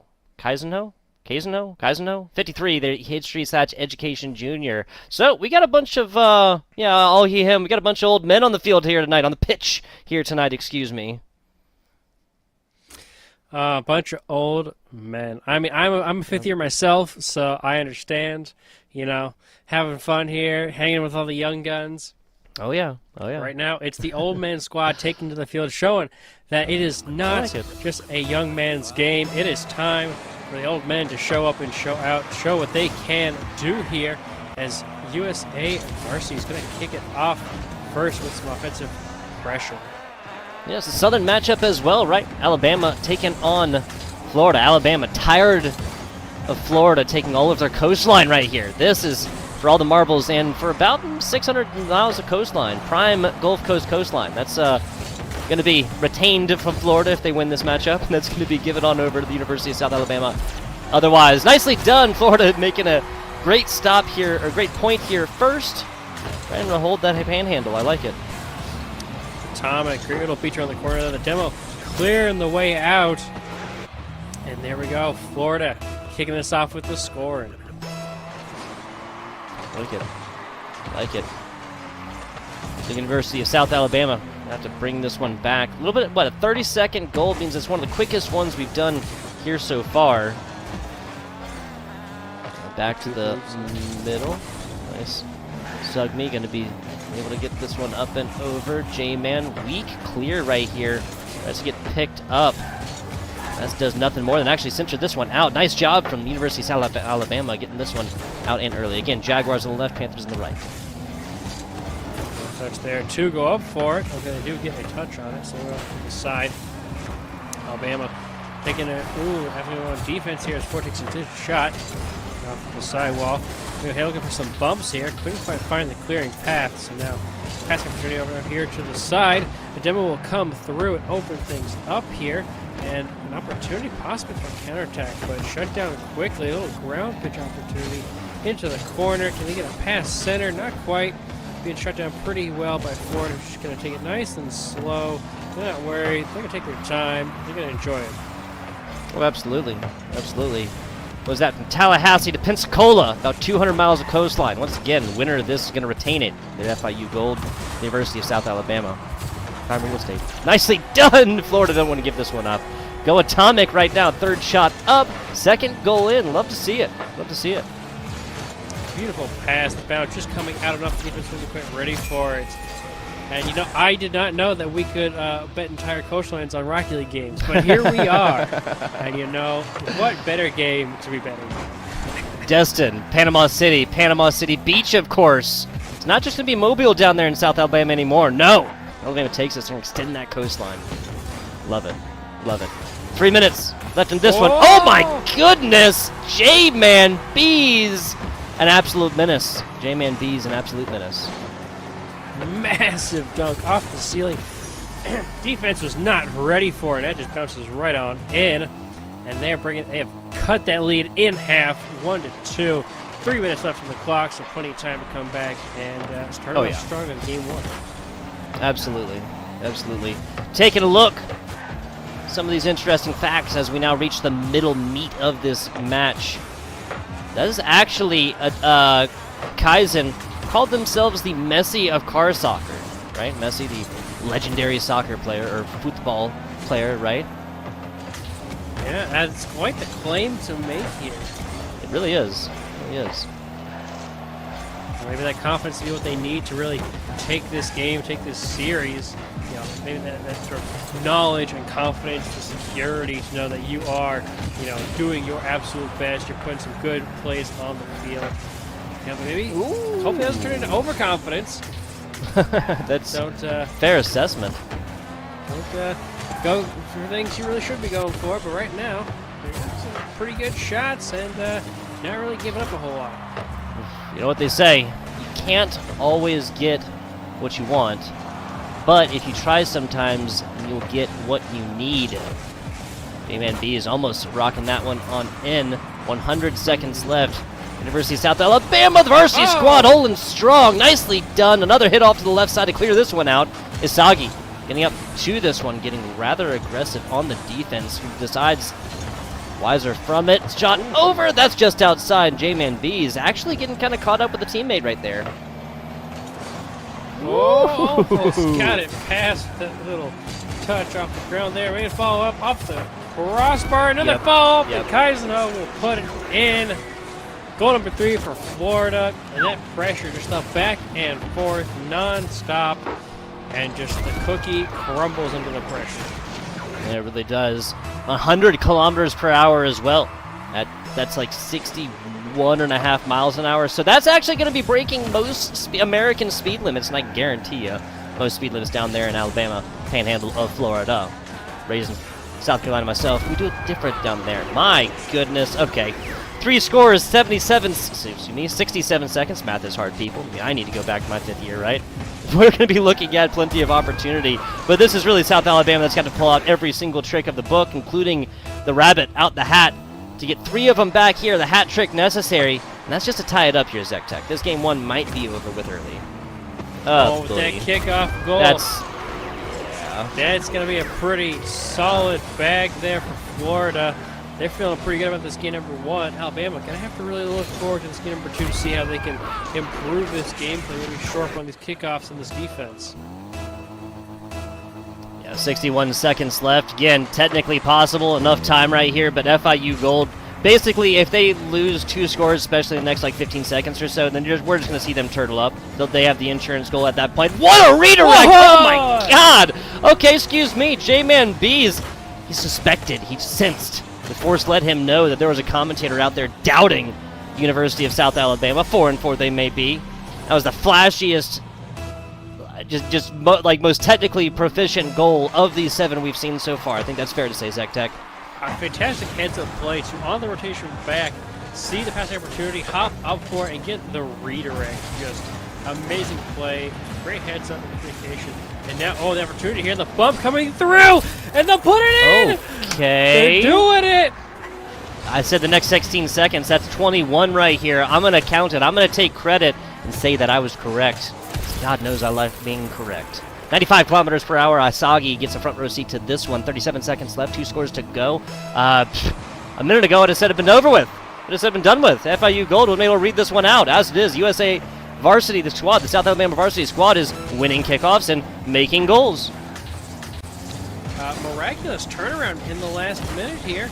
Can they keep it going? They've got Pass. 20 seconds to prove it off the backboard. Double touch, perhaps. No follow-up quite yet. Now the shot comes in, but the defense also was able to recoup and regain. And now, opportunity here taken away. We go to the last 10 seconds, and it seems like Alabama may have given up an opportunity to come back here in game number 1. Ooh, Maybe get it. not. And no. Didn't get a goal for the road. Not going to happen, though. No doggy bag here for South Alabama. 5-3 it goes. I don't really care so much about a higher scoring game when South Alabama is able to show us performances like that, right? This could have very, very easily been a South Alabama squad that tucks their tails and calls this game number 1. Very easily could have been a 5-1 scoreline, and 4 scores is the beginning of an absolute blowout, right? 3-5. 3-5, especially when 2 scores came in about 22 seconds, 21 seconds, I think technically. That is awe-inspiring. That is hope right here. That is keeping the candle alive throughout a blistering wind here, Zech Tech. I think that we are not going to see a 3-0 sweep here for the side of FIU. Obviously, at this point, a 3-0 sweep for South Alabama is impossible, but I would almost be surprised right now if we don't go to a trading game situation. I have to believe you. I mean, it's that knowledge, that assurance that you can get past this Florida squad. And not just once, but multiple times in short succession. Just that capability is something that they are really going to remember. How did we break it down? Can we do it again? Let's do it again. Defense couldn't save it again there, though. And Sugby's going to put one home. I think it's the Temple of Doom, in Indiana Jones' Temple of Doom, when Indiana Jones is chasing after a lady. She's been kidnapped, right? And guy jumps out, and he's got the sword, and he like flashes it left, right, and just spins it all the way around. Indiana Jones decides he doesn't have enough time for all that. Just goes to the methodical defense and just shoots him, right? That was essentially what we saw right there. Incredibly flashy play, and at the end of the day, all it's stopped by is a relatively simple hit down bottom. Just as simple as that. Rocket League is a flashy, amazingly fashionable game, but at the end of the day, aesthetically pleasing as it may be, sometimes just more methodical and simple Rocket League plays are going to get points on the day. Very well may be what they need to remember is, at the end of the day, it's not the mechanics that always, you have to have that positional and rotational knowledge just to really get slick. You can be the best one player in the world, but if you have no idea how to work as a team, then you try to play 3v3, and it's just going to be a terrible day. Yeah. Worst day for your teammates, right? If you're the best ones player ever. Nice hit right there from Go Atomic. Shout out. That's the Complexity star that I always get mixed up with the Dallas Cowboys stars. So let's hope it's Complexity because we're the Cowboys, right? Well, fun fact, the Complexity is owned by the Dallas Cowboys. Owned by, so that is why they look the same. We'll go with Complexity then. We can support them. How about that? 3 minutes, 30 seconds left in this one. A nice hit right here. FIU Gold enjoyed a huge lead. About 20 seconds away from this one in game number 1. This is still anybody's game. No opportunity here off the corner. Oh, traffic at 1, maybe 2. Couldn't get past the last man, though. The opportunity is not completely gone. They still have the pressure and have some boost to work with here. Coming out on the backboard. Around, and they will be able to clear this one away. And now on defense, once again, is Alabama. Trying to keep this from becoming a 2-0 lead. Nice takeaway right there for FIU Gold. Trying to get on the offense. Just nice stop there from J-Man Fees. Really decently centered. Forcing the hand of defenders is never a bad thing, as Isagi now trying to run this one down mid. Nice hit, 51. That's going to be actually an ended up pass right now, as Sukmi going to be able to get this here. I think I'm going to pronounce that differently every single time. Obviously, I can get what the player's name is, right? But I think I'm just going to pronounce it differently every single time. The meme, I'm going to let them know that I know, right? I let the players know that you know, Yeah, I know. I know that you know that you know. And now Zech Tech knows that I know that you know that I know, okay? And now I know that we have 2 minutes left for Alabama to make something happen here. That was a good attempt by Florida. But right now, it is the counter opportunity that's going to be taken away. So a little bit of a spin out there, but still driving. A shot, but the defense is up for it for Florida. Not quite ready to give up that easily, but there's 2 men in the box. Possibly going to make something happen here. Tap up high. Who's going to get to it first? Will be Florida. Alabama will be Florida, as I know. We'll get back, wait for the clear. Man set high to try to intercept. An opportunity here, plenty of space, taken to the sky through the midfield, touch there, but it is taken away. And now opportunity for Florida here for the shot. Is it open? No, it's off to the side. The miss. Little demo action right there. Players getting physical. Now left corner down, a bounce play. That's going to be Asagi. Nicely done, kind of coming up here, almost like a reverse Doomsy dish. And now an even better clear right here, 75 seconds left. Color me surprised, dude. I would not have anticipated a 1 total score game with 1 minute left. Shouldn't say that too loud if FIU Gold hears me. But we just came off the back of an 8-score game. That is a very high-scoring game. I mean, if you call a 5-score a high-scoring game, then 8 is quantifiably larger. quantifiably larger is what we tend to count here on the scoreline. This is fair. Oh, but Kaisenho gonna put Oh. home goal number 2. Florida, I think they hurt you a little bit there. They just took their time trying to prove you wrong. Nice little pass around. J-Man Bees couldn't stop it. Kaisenho, great follow-up. Little Pastorunias right there. Rory the Panther, FIU mascot, doing them proud here in game numero dos. See, looking at a University of South Alabama squad. I didn't want to say it, but a University of South Alabama squad that now has not scored, not for lack of trying, about 5 minutes or so in a full Rocket League game. That's a really weird defensive clear. Now a little bit of a better one. Demo right there against J-Man. We'll see it back in spawn. Downs plays. Shug Me gonna be able to lose, or gonna actually lose possession right there. As Hunch Ovo, excuse me, gonna be able to get this one popped up to the middle pitch. J-Man looking, painting something pretty up there, but ends off in nothing. Again, like incredibly flashy and aesthetically pleasing Rocket League, but just more methodical and simple blocks. That was almost it. Nope, not going to be enough. Nothing in the doggy bag to take with either. Alabama takes game number 2 at a 2-0 scoreline. Oh, I'm an idiot. South Alabama loses game 2 at a 2-0 scoreline. Florida going up 2-0 in the series on to match points. And, you know, we're thinking of flip-flop. Now, it could be some more flip-flopping. It might take a game for Alabama and then back to Florida. We might see a reverse sweep attempt by Alabama and then get shut down, or a full reverse sweep, which would not be uncommon. I think half of the games I have ever casted for NECC have been reverse sweeps somehow. Wow. Okay. Good luck charm over here, Zech Tech. Hey, South Alabama, you heard it? You heard it? If you guys don't do it, it is quantifiably Zech Tech's fault. You heard that, guys, right? Quantifiably. You can blame it all on Zech Tech. Quantifiably. There you go. No, but a fantastic point. Where my mind goes to is this is a 2-score, high-scoring game in game number 1, a very low-scoring game number 2, but the score difference remaining the same. We're going to be looking at a game 3. Hopefully, it might be going back the other way. I want Alabama in game 3 just so we can get some extra Rocket League. Outcome-wise, I'm not taking no horses here, Zech Tech.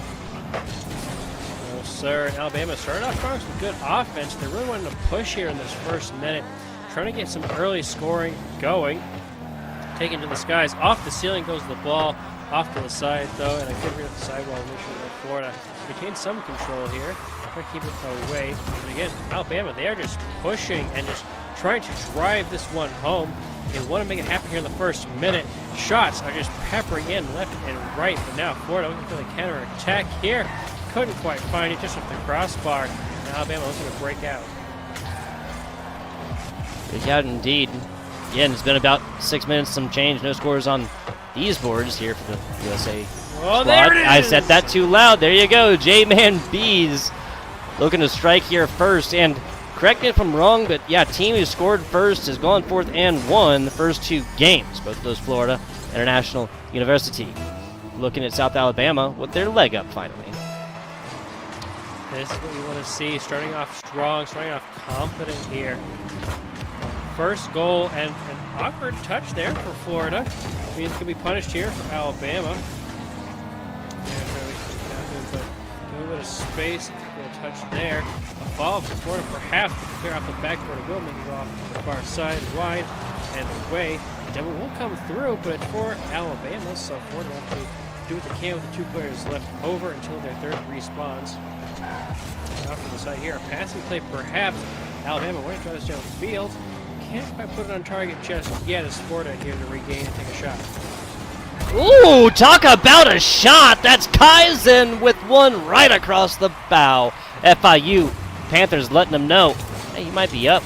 You can eliminate that lead anytime. Talk about passing lanes as well, right? This is just perfectly slotted right across the middle. 127 kilometers per hour. I think that's like 79 miles an hour or something like that. Sounds I'm about actually right. curious now. That was a fantastic job here. So now trying to break out 2 defenders on that ball. Now they've got opportunities here. 78.9. So Sorry. close. And Alabama trying to take it out here off the sidewall. Make sure they keep going forward. Try to take back that lead. Right now they've got 3 players to get there on that back line. nothing to hear about. Got it. Oh, down bottom. Nice stop there by Hunch. Halftime now. University of Alabama might as well be 10-10, might as well be 0-0. Score difference remains the same. Nice second defense. Kind of a weirder look right there. A save going to get awarded as well, as members of University of Alabama did get demoed there previously. J-Man trying to dribble this one on into traffic. Is this one taken out? Another solid hit. This is going to center this one up decently. J-Man! Oh, it's just outside! Oh! Heartbreak Hotel has been checked into ZecTech Occupation J-Man. That was a fantastic opportunity to be on the defender, but the target was just off. They have to try to do it again. 2 minutes left, and Florida, though, has been pushing. They want to try to take this three, try to make sure they can do a clean sweep and give no opportunity for the reverse. Now, Alabama trying to break out here. A little passing play, 1-2, but caught. Now Florida trying to push as well. Alabama make sure they have the opportunities once again off the sidewalk. What's happening here? No. So right now it's the midfield. They're just fighting over. Neither team able to have a clear shot on net right now, except, ooh, there comes one. Once again, the ball into the midfield, and it's just back and forth right now. Neither team are able to maintain possession for very long. Yeah, kind of a weird takeaway right there from FIU.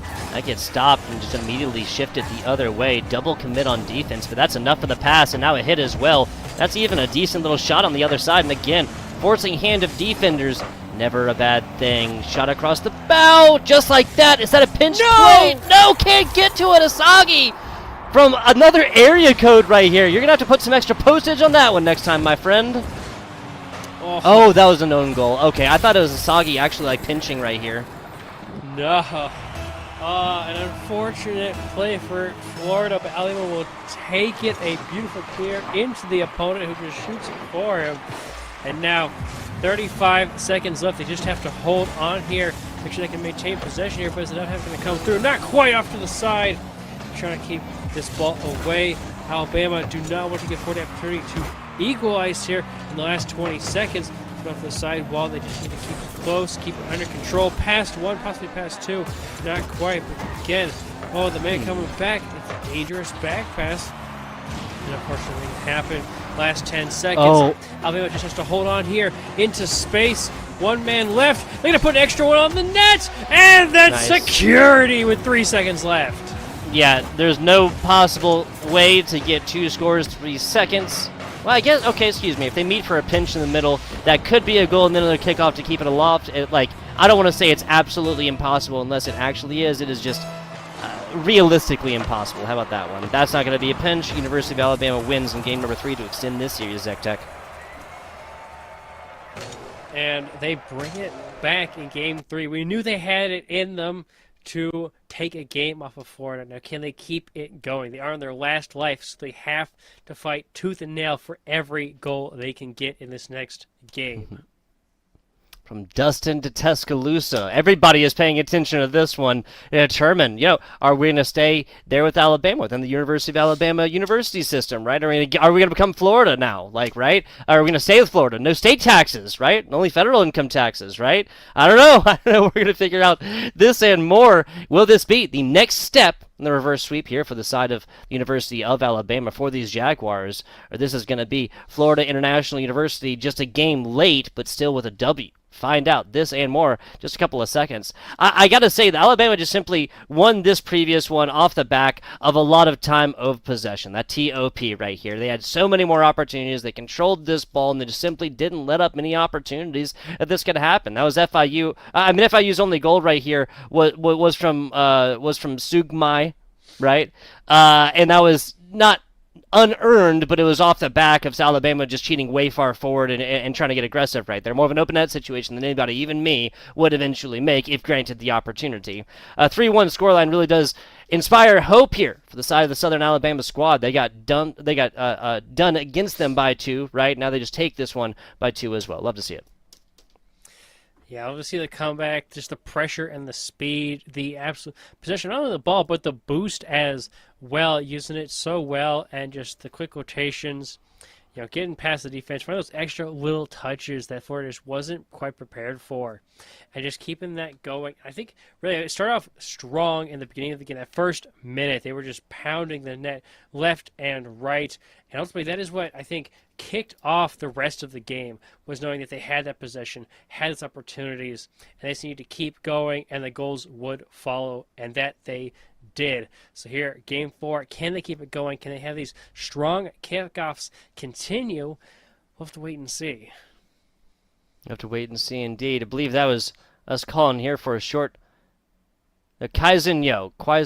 That's how we say that name, right? I thought we were saying Kaizen. I don't know. Big shout out to our production staff here on the day. That is Camcom. That is Polaroid Studios. Out there on the ones and twos, hitting the buttons and the numbers, making our jobs as casters just so much easier, and we appreciate you, Camcom and Polaroid Studios. 10 seconds into this game for a potential last game, right? Potentially. We'll see what Alabama says, though. Try to put some pressure on here as my words get mixed up left and right, as the teams are getting a little mixed up here in the midfield. Hey, it's the thematical thing. Hey, it's a Friday, right? Everybody's kind of focusing on the weekend. These collegiate players, they're good casters as well. Hope everybody's got something fun and safe playing for this weekend, folks. 45 seconds into this one, we are looking at a nice clear there from the South Alabama squad, coming off of a dub and feeling it. That is a really, really bad look. I'm sorry, that's the best I can give you guys. 1, 2, 3 members of South Alabama. Everybody has an actual shot at this, and everybody misses. This wasn't even like a crazy pass play either, right? Like, yeah, it's just not quite on target. Last man tried to figure it out on the ground and just got absolutely dunked on. In Florida here, they want to finish it off. They want to close the book on this series. I mean, I gotta let them do that quite yet. Right now, Florida looking to take this game pretty securely, as they have a lot of pressure here in Alabama. Seem like the pressure might be getting to them a little bit.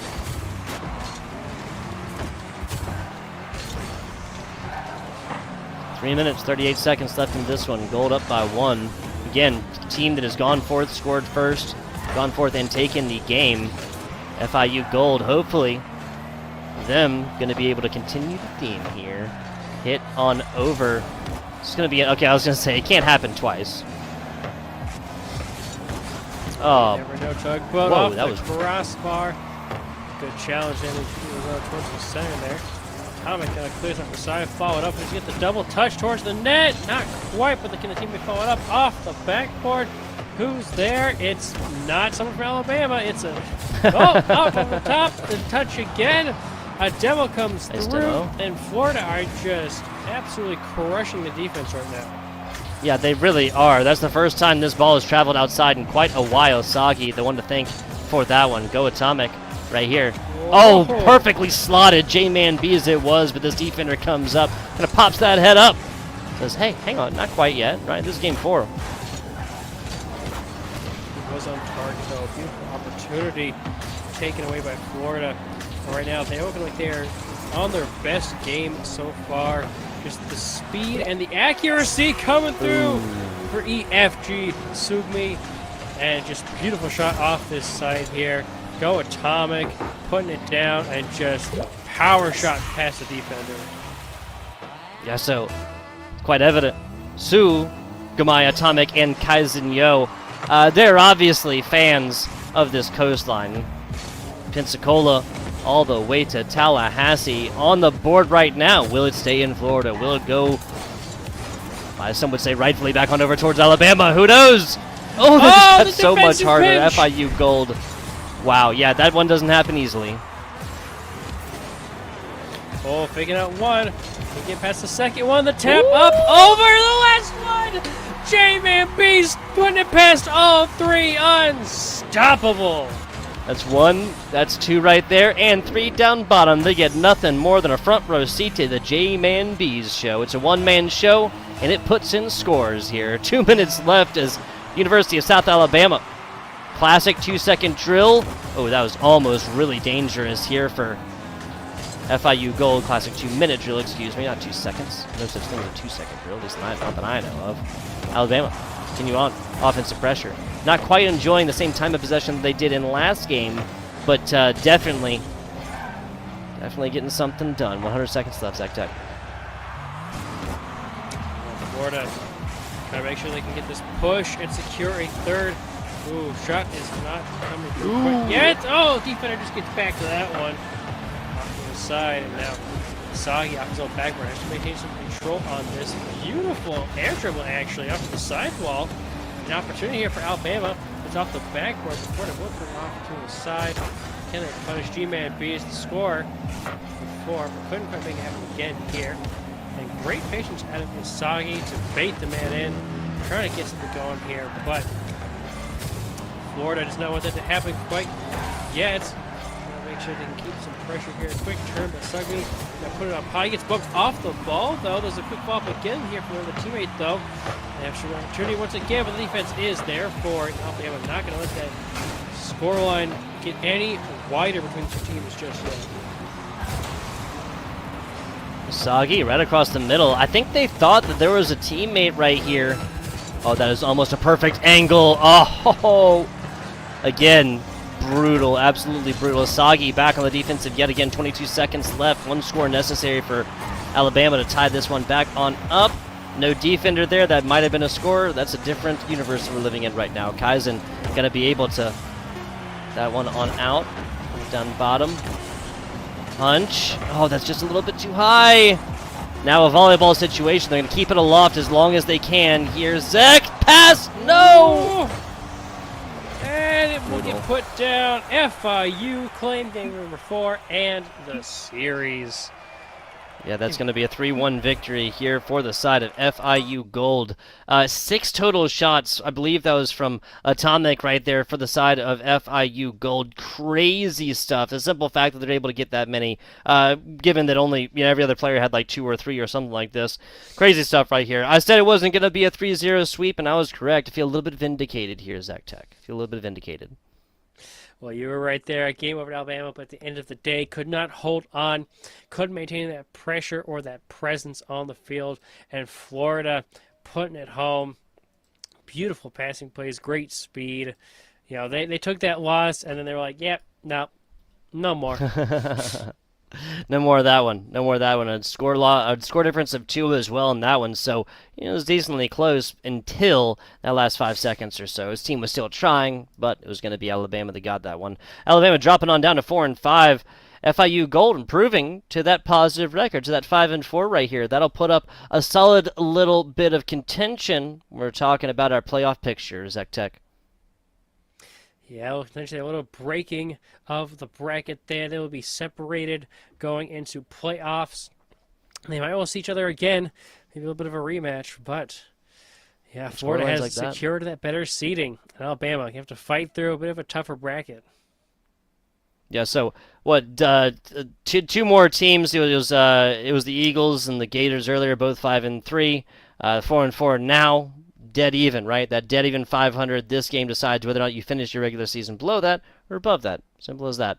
We're going to be looking at next. That is, I just had it up here. Sorry, the LBCC, the Long Beach City College Vikings, going forth doing battle against George Fox University. Now, folks, that's going to go down here in about 20 minutes or so. We always allot a full hour for these NEC matches so that we can let players have breaks. They can get in a little bit later. If they need to leave early, they can get it started right on the hour. 20 minutes or so. Zach Tech, FBI Tugboat, back with you guys then.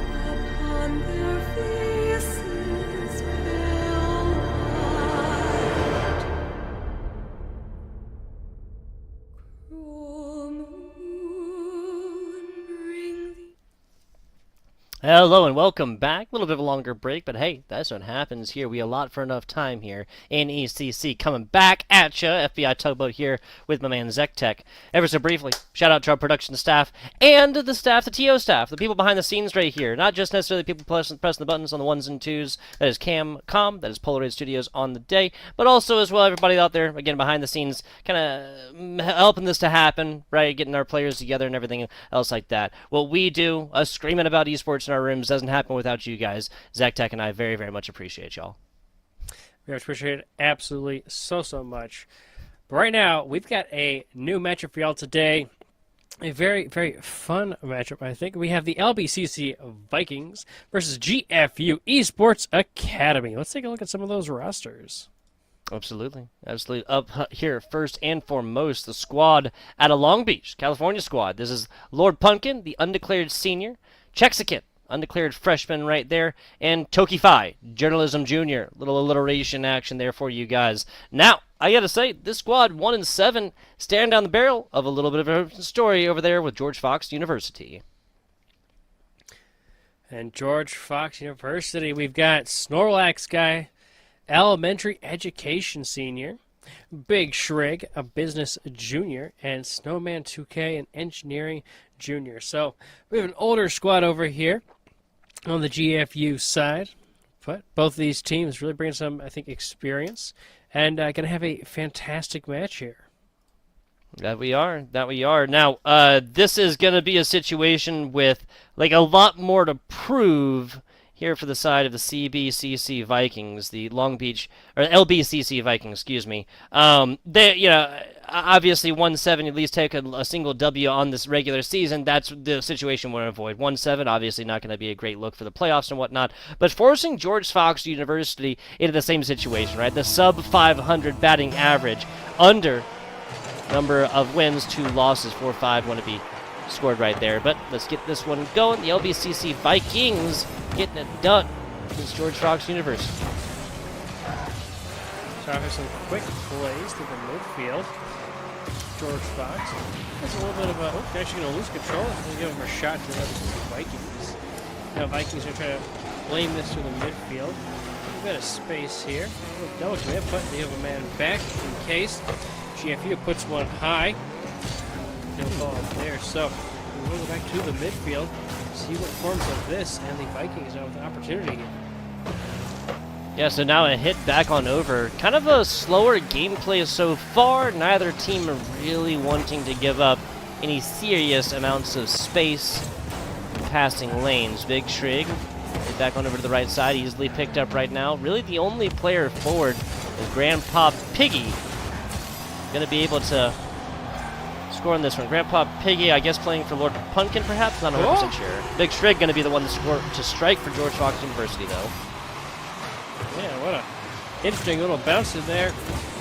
Off the crossbar, back down into him. Almost knocked it out himself, but did keep it in. That is one of those things you definitely want to avoid, though, is those shots where you actually knock out your own goal. I've done it several times, and it is so unfortunate. Grandpa Piggy there, 2 shots. Now the second score here for George Fox University. That was Snowman 2K that is out. Grandpa Piggy that is in. Now, players could be playing under the same name right here. Taking a look at our rosters here. Yeah, we got a Crunchinator, Little Cup, Snorlax Guy, Big Shrig, and Snowman 2K. Yeah, so maybe just a different name here for Grandpa Piggy. Don't know. I think Snowman 2K might actually be switching with his teammate, because his teammate's the one with the Christmas. Yeah, Grandpa Piggy, full Christmas outfit here. Interesting. It's not even June, but it's never too early for some good Christmas spirit. Yeah. Too early, too late. I don't know.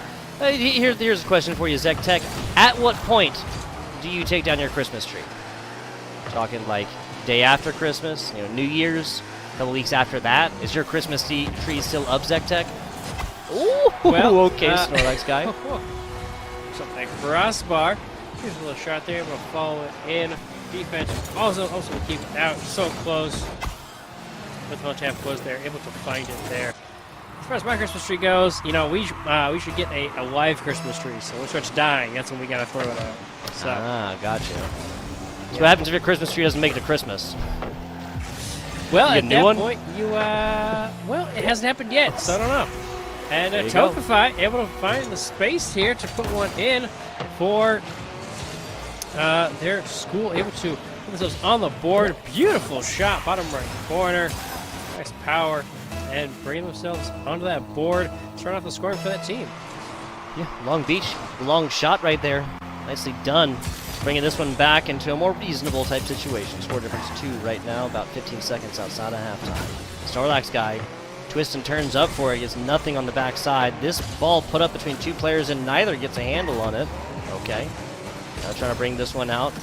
Tokify should be able to, no, that's just more of a redirect to the other corner right here. Gotta get these passes up to players. My God, Grandpa Piggy just absolutely feasting on the defense right there. Like literally just slotted this perfectly left corner. I mean, that was a great first fight. No, that's I mean, good middle. excellent control, able to follow it up himself.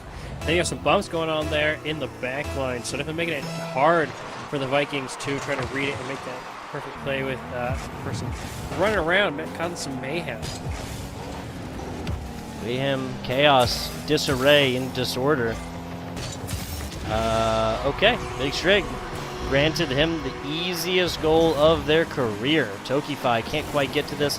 Oh, no, okay, that's what it is. Lord Pumpkin just kind of pre-jumped up for this one. And that's going to be the 5th now for the George Fox Esports Academy squad. 4-4 they are. LBCC 1-7. This might be the beginning of a slow slide for our Vikings. I mean, that catch, though, beautiful drop. And that's some of the harder things to do. You know, the less flashy mechanics that take that time and effort to really hone in and perfect. And I feel like you can sort of stop the ball right on your car. It's so hard to read. There's a sudden change, you know, from being speedy to one that also is not bouncing, which it normally does do. So, really changing up on your opponent there. Great mechanic to use in order to fake out your opponents there. And now, Grandpa Piggy taking it downfield. Couldn't quite figure it out. And that is okay. bottom right corner. Tokify sought another one. Tokify right there, 133 kilometers. Some heat on the back of that one. Perfect takeaway right there. Grandpa Piggy just gets left looking. And that was a perfect pinch. Excellent challenge. And just great way to really put it through. Saw that no defenders were home. I don't know if it was really intentional or not, but you're doing a great job there. Now bring it on the half. Excellent block. Let's get skied up nice and high. The follow-up is there. And back through the midfield we go. Grandpa Piggy bring one around. Couldn't quite find it, but there's a follow there. And Snorlax guy will put himself on the board.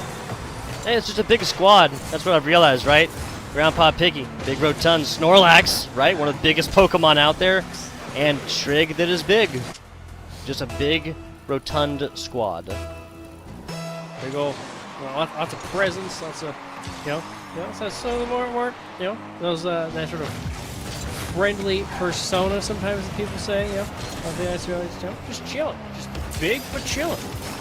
You might say they are big chilling, There you go. There you go. Even broadcast relevant to multiple generations here. 60 seconds left on this one. Score difference of 4. This is probably, I mean, I don't want to call it insurmountable given that okay. I'm going to call it insurmountable now. Big Shrig, 4th shot, 7th goal right here for the side of George Fox University. Big ol' advantage and enough physical time to get this one done. Enough chronological resource, enough sand in the hourglass here, people, but that's a score once every 10 seconds. Just say George Fox practically have to put down their controllers for LBCC to do that one. Yeah, definitely a tough task at this point. I just kind of figure out, what am I going to do different in game number 2 here? We're going to kind of change up Big Shrig, put hope another one. Just nice patience to just get there, get around, pop it up, make it difficult to read. What's Oregon, Washington State, and California on that West Coast, and right now California is losing its Navigators Pacific Division. The battle for the West. See who the best is in the West. Right now going very handily the way of George Fox, and that just makes it a little more so. Score difference of 7 right here in game number 1. I just hope game number 2 is a little bit more even-handed. Well, good thing to see here is that LBCC, the Vikings here, they're not going to scoreless. They got 2 on the board. They know they can score. They know they are fully capable of getting past this GFU squad. So definitely plenty of hope there for this team. Yeah, that is the big difference. I mean, 2-9, 7-0, it's the same score difference, but putting up that donut is just always brutal. Also, I would say that's even better than like a 1-8. Now, once you... Oh, boy, Snorlax guy. Some fantastic kind of footy work right there, right? A little bit of dribbling action. He dives red. He fakes left. He dives this one in for another score. That's Snorlax guy, 7-7-7. Great little 1-2 fake there. Really knows that control of the ball. Great job. Now let's get into the last 10 seconds here. They're probably going to try to go this downfield. Probably find a goal to go. Not quite. It will drop down. Ooh, it's going to pop up though. Possibility here for another follow-up shot off to the side. And it's still up. Will it get dropped down? Not quite yet. And there it goes. GFU taking game number 1. Yeah, that's a brutal scoreline. 10-3 right here. 10-2, excuse me. Gonna be looking at a just a one-sided affair right here. The good news is that LBCC has another game to figure this one out. And if the question is like, what tricks this squad use, it's straight up. It's simple. Take whoever it was who found like they had like the most problems with trying to maintain possession or getting the offensive third here for LBCC between Tokify, Chexican, or Pumpkin, and just straight up assign them that enforcer duty, right? Like the hockey goon, right? To just come forth here and always be demoing, always be picking up big boost in the sides, right? The middle boost right here, and just consistently put this squad, this GFU squad on their toes, that they're always going to have to be checking their side view mirrors or looking behind their back, whatever you want to call it, to be looking for one of these players to always come forth and get a demo, because George Fox University, fantastic squad. They are not a squad that can beat teams like this when they only have 2 players on the field. Always be paying attention to this, and this might be an LBCC shot at redemption here in game number 2. Yeah, having just that nuisance of a player, just making it an absolute nightmare for a team to play. Have to worry about, is the demo coming in? If I get this ball taken away randomly from this angle you never expect, you never see it coming. There's that ability to do that. Vikings, can they put it on the field? Can they make that happen? It's absolutely possible. And then we put in GFU to see if they can adapt to that strategy. Speaking of George Fox, no, I thought Big Strig was going to be able to get the hood under that one for a nice flick on the inside. Can't quite maintain possession. Great block right there from the Vikings. They're on the warpath. Not going to let the George Fox scoring early. That's a little bit too high. Defense holds strong again. The brick wall impersonation comes through. Excellent blocks there, Big Strig. Do have some back roll, a little pass down. Now, Tokify, I have to try to get his own back line. Does get dunked, but has help here. No good shot from GFU, so opportunity for the Vikings to take it downfield. Something happened. Off to the side it goes. Big Strig will get a little catch there. Gonna pop this out center. Can they get a kick out? Maybe a teammate? And it happens. Not quite. The defense doesn't get back in time. Fisher doesn't go in the net, and they can have opportunities here to clear this away down the field. A Big Strig out of his own corner to clutch. Yeah, gonna try and get this one out. That is now an open net situation. Gets broken up there by Tokify. And out to the right side. That's decently centered. Chexican swings for the fences on this one, and it's a total whiff. Fortunately, Tokify is still here. Oh, that's the slowest rolling ball outside of a goal I've seen in a really long time. George Fox. Okay. Hey, the simple fact that we've gone about 100 seconds right now here, ZecTech, and that LBCC is still tied with the George Fox University squad. Hey, that's a W, my friend. LBCC! Oh, solid shot. Tokify right there, letting them know the Vikings have not gone so quietly into the night. No, they have not. A beautiful power shot there, and just having to pitch it off his own crossbar to make the save. Yeah, really just making GFU stretch to make sure they actually can stay in this game. keep it on a scoreline that they are comfortable with. Right now, they haven't found it. Oh, there it comes. There's a bump. You want to see that enforcer roll happen. Can they keep it going? There is the save coming through, and possibly a breakaway up to the backboard. Cleared by Tokify. And Snorlax guy bringing it around. The follow-up is there. Brutal. Also, gotta ask Lord Pumpkin what exactly is going on there. The run inside, and they kind of, oh, that's the reposition. Lord Pumpkin kind of like an inopportune position to try and make a play on this one, and George Fox University gonna absolutely feast on that one, taking a big bite out of it and striking first in this game number 2. The sky is a Snorlax, but he's not a flying type, so that looks like to go on net. That's what I want to see, is a flying Snorlax, right? Snorlax uses winged attack. Never something you're going to see here, folks. Get off the backboard, the ball not quite there. The Reaver's not a little too far forward. No GFU to break out. So here, Tokify puts off the backboard, clearing it away. Opportunity here, a little bump 1-2 action. Tokify will find a way to break out up to the ceiling. Can they follow up for a shot? Not quite. We will clear away to the side wall, and GFU go downhill once again. To the outside, Tokify rocking this one against the ceiling right now as Grandpa Piggy tries to take it up. LBCC, everybody's swinging at this one. Tokify last back, does get a decent little clear. Now a second tap, Big Strig forced to play it. Running this one down mid-pitch or so. This is a dangerous look. Ooh, actually should not have hit that one, Big Strig. Teammate was gearing up for it.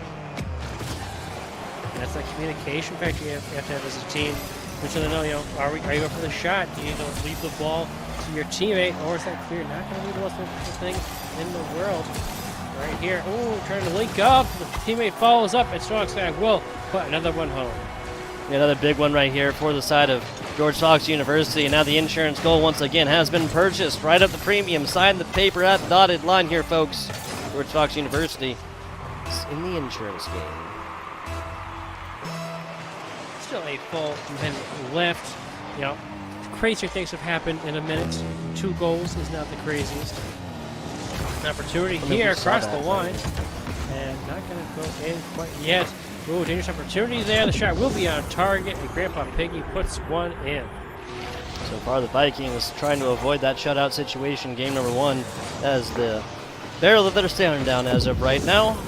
So this is a little bit of a runaway now, 3-0. Now, not anywhere near as bad as previous games, so still kind of a W within its own self. 51 seconds to go. LBCC looking to put up at least 1. Well, Sky high, Grandpa Piggy able to follow it up, and some great passes coming out from GFU. Able to find each other. Defender all pinched off of his head. That is unfortunate. Yeah, Tokify can't really get anything else done right there, and unfortunately the last player back after everybody kind of cheated up a little bit. 6 seconds since our last goal. 45 left in this one. Go back and forth we go. There's a mix-up play on that kickoff. Something we like to see out of the Vikings. We'll try to change it up, try to get a little creative there. Like kickoff, so you can have that extra possession, extra time, try to mix up the happen. We're going to get Piggy once again, finding his way through that defensive line. Just getting the weave around. A fake out from one of the players there. Didn't quite touch it. Well, I had thrown off the defense enough for Grandpa Piggy to put it in. I mean, what, 60 seconds ago, Zectech, this was such a more manageable game. George Fox was up by 2. LBCC was getting honest offensive opportunities here. As it is, seems like that one is over. 7 shots total here for Snorlax. 6 total goals for the side of George Fox University. And if you're a LBCC fan, it is unfortunate to see that this game 2 kind of turned out similar to game 1. But still, another game after this, at least one more to play. So, still opportunities left for the Vikings. Oh my God. This big trick. Good control, bringing it around off the sidewall there. Great ability to just follow it up and put it in. Just find that touch and put it in. Yeah, just tiny little redirect there at the backside. Nicely done, 7-0. Be looking at Viking squad, like you said. At least one more left in this best of 5 series. WCC, you'll have an opportunity to do that. And I gotta say, I sort of feel a little bit vindicated. No, the Vikings haven't scored at all, but some of their best looks have been off the back of punishing like physical plays. You know. Yeah, we saw a couple of those demos and those bumps coming through in this game. And for the first half of the game, they looked really good. They kept it at a 0-0 scoreline, much longer than game 1. So they definitely stepped up here in game 2. But can they keep stepping up in game 3? Can they take a lead in game 3? We got to see if they can figure that out. Yeah, this and more will be figured out here in just a little bit. But last gasp here for the LBCC Vikings, if they're going to do it, a 1-7 season could possibly improve to 2-7 if they win, 3 Rocket League games back-to-back here. Again, George Fox University just kind of needs to play their own game until we see something significantly different from the Vikings. This is just copy-paste from Game 1, Game 2 on into this one, ZecTech. Yeah, just keep doing your thing. Keep that pressure going and linking up with your teammates. And they're going to have it in the bag. It's Vikings' game to really figure out here. They're the ones who've got to change it up and improve and adapt. Exactly. Evolve or die, change and adapt and be malleable here. This is advice you can get in Rocket League. This is advice you can give in any sport or really any competition, really. You play the static same game and your opponents don't really give you a whole lot of flack for it. Why change it? Don't fix it if it ain't broke. That Alabama Florida game earlier, they definitely would have understand that. If it ain't broke, don't fix it. Grandpa Piggy will stick to that moniker. He puts home another one here from the midfield, popping it up high. Extra little touch to put it on in. Nicely done. Taking a look. LBCC squad unfortunately getting scored against first 5 seconds as of right now. A slow burn. I hope it's not ZecTech. I hope we see a little bit of a comeback action here in game number 3 and push this to an extra Rocket League games. Not necessarily picking horses here, saying who I want to win, but I do want extra Rocket League. I think it's fair to say. Yeah, that's what I say for everybody here watching today. More Rocket League is always better Rocket League. Big Shrig here. He wants to end this series. He wants to put it home. Take it home. Goal number 2 here in number 3. Nicely done. Nicely done. That's going to be it. This is just off the back of another perfect pass into a perfect shot. Yes, part of it is the fact that there was not a Viking squad left in the boat to defend it, but also that everybody was just paying attention to the initial shooter. Like you have to initially, right? Forcing hands of defenders. We talk about this one all the time. Mexican. Okay, weak hit. Tokify helps him out a little bit right there. Ooh, checks again. Once again, Grandpa Piggy weak hit. That's going to be a centering pass now for Toki5 back on over. Grandpa Piggy finds their first in game number 3. And the Christmas mobile strikes once again. Holiday cheer bringing. Too early, too late, we'll never know. As he puts it home. Nicely done. Nicely done. 3 scores. 49 seconds. A brutal start here for the George Fox University squad if you're a fan of Long Beach City College and the Vikings. Bounce play back over. A little bit of a double commit, but that does maintain possession. Lord Punkin on the backside waiting for the pass. Doesn't come from them. This is going to get hoisted way down to right corner. Grandpa Piggy, 100 boost and plenty to work with.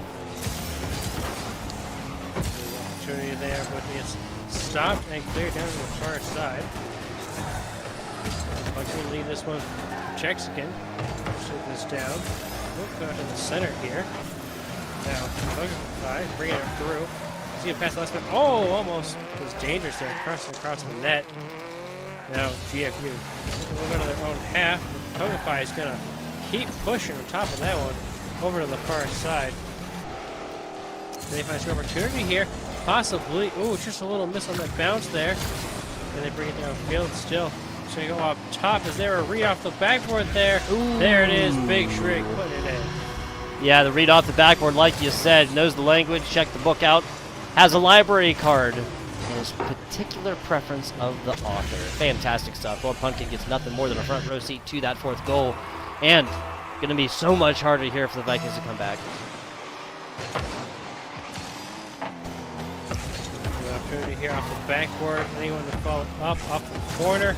Try to put it center, but there is some clears out here. A little passing 1-2 play there, but gets read by GFU. Not trying to put it down once again. Defense is there. Fourth down, Tokai down through the center. Here by Piggy in the Crystal Mobile. Will get past one, but not past two. Off to the far side. Centering pass there. Will get blocked away by Lord Pumpkin. Piggy puts off to the far side. Back and forth we go. Snorlax guy trying to take some pressure, some control here. It gets cleared downfield. Tokai is there. Trying to do some interference on the GFU side of the field. Opportunity here. Doesn't quite go in, and they will find the hole in the back. And Griffin Piggy on the back of the net. Nicely done right here. 5-0, and that might be the nail in the coffin for the side of the Vikings. Players just... I can understand the Vikings wanting to get aggressive. Hey, it's in their blood, right? Like Norse Warriors, right? But you got to play a little bit more stark defense here. Now, at this point, though... I would say probably about 90 seconds or so. You just pour it all into offense. You just like not necessarily completely ignore defense. Like don't. It's not. I'm not saying don't try to block these balls away. I'm saying that you have to pour it all into offense because if you lose by 1, you lose by 5, you lose by 10. It's all the same. A loss is a loss here in game number 3. Pretty early fall. Oh, just away. Does get 2 to commit on the defense. They're going to be breaking forward. We'll make it happen here. A little bit of roll. Token 5, trying to get past 1. Little roller here, when he checks again. Big Shrek takes off to the far side. Only 4 boosts to his name, but Happiness goes across the net, but does get cleared away. 4 boosts to their name. Rough situations here for any Rocket League player. Rounding round. Oh my goodness. All 3 players here for the Vikings. Right in front of, right in front of net as well. That comes off the bat of a checks a kid into Lord Pumpkin. And Toki-Fi just left looking. Got caught looking, in fact. 6-0 right now for George Fox. 90 seconds to go.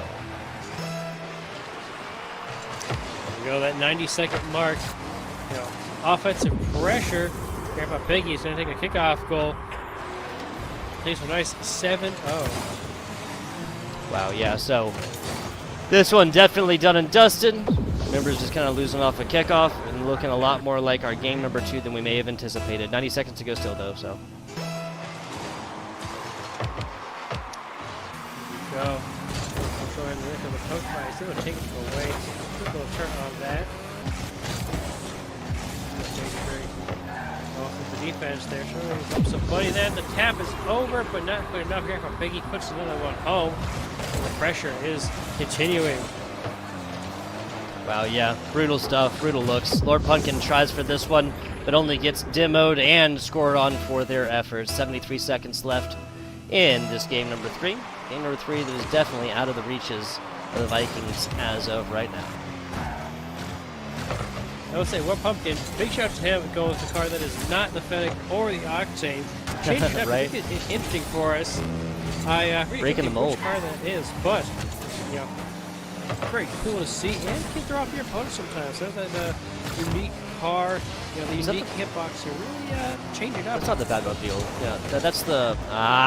it's on the tip of my tongue. Oh well. It's not the Batmobile model, though. Or car hitbox, maybe. I don't know. Oh well, I'm going to stop grasping at straws here, folks.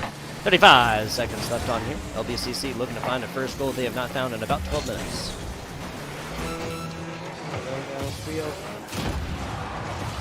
Don't quite find the read there. Don't quite have his own court. Able to control it there. Gets top over towards the slow roller. Here by Piggy once again. Flick there. Not quite controlling. Gets good with a Toki-Fi.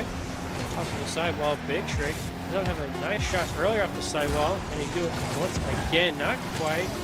Couldn't find that control. Another 50 off the top. Defense just cleared away. It's off to the sidewall. Last chance here. Popped up, but it will drop down. And GFU takes the 3-0 sweep. Yeah, brutal matchup. I'd hate to say that this is expected, but just with 4-4 score lines, looking at a 1-7 score line, I think the narrative is written there just a little bit, at least on paper, what to have expected. Game one, especially given that this was like 2-6 or something like that, outside that last like 60 seconds or so, at which point the George Fox University squad just went hard and heavy. 15 total scores, evenly distributed between game two and game three. Unfortunately, no scores on boards for the Vikings. That is going to be a brutal end to the season right here, and only on their way up for next season will be the LBCC Vikings. George Fox University, though, improving to 5-4 and looking a little bit prettier when we talk about playoff pictures. Yeah, I was gonna love that higher seeding, that ability to maybe get a little bit farther in that bracket, finding some teams who maybe you're feeling more comfortable taking on, and they will go to next week off of that win. So definitely some confidence booster going into playoffs. Absolutely. Speaking of playoffs, we got one more stream left for you folks. That is, I just had it right here. There we go. That is going to be the other Florida International University squad. This is going to be FIU White taking on the University of the Cumberlands, in the Navigators Southeast Division. Now, folks, let me just set the stage here for you a little bit, all right? Florida International University has not lost a game in the regular season. They're 8-0 right now, and Cumberland, not that much of a different story. They've only gotten one loss on the season, and unless I'm wrong, that was a forfeit. Yes, they had to forfeit. That was in week number 2 against Limestone Gold here, again for the side of the University of Cumberland. So, two teams that have not gotten a whole lot of experience with losing. One of them will win, one of them will lose. Who will it be? We find out in about 26 minutes, guys. Back with you then. The dawn will never rise again.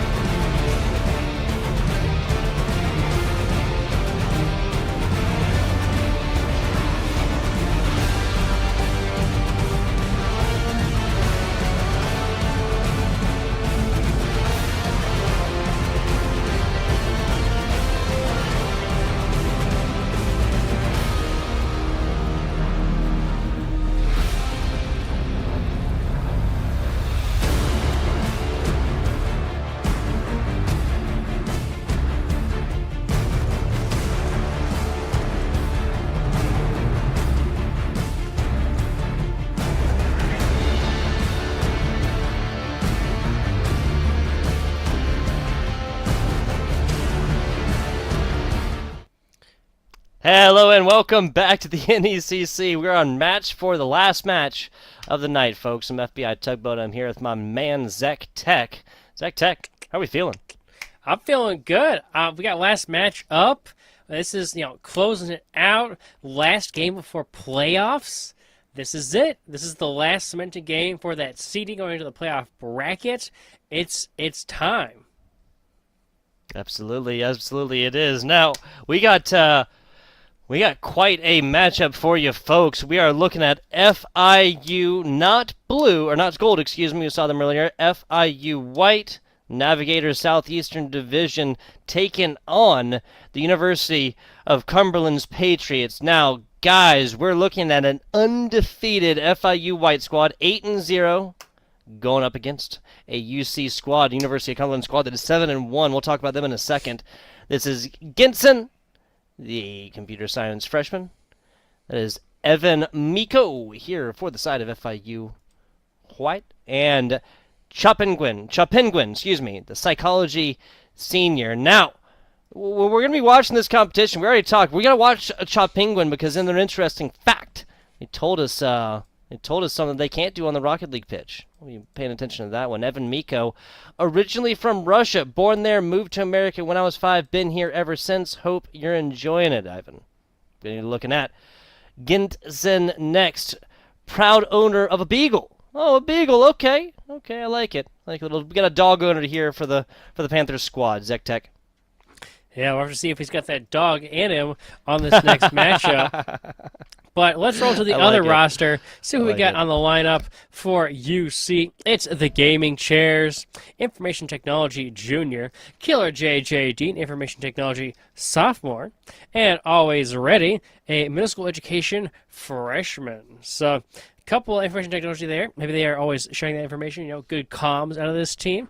We'll have to wait and see. And, a freshman middle school education.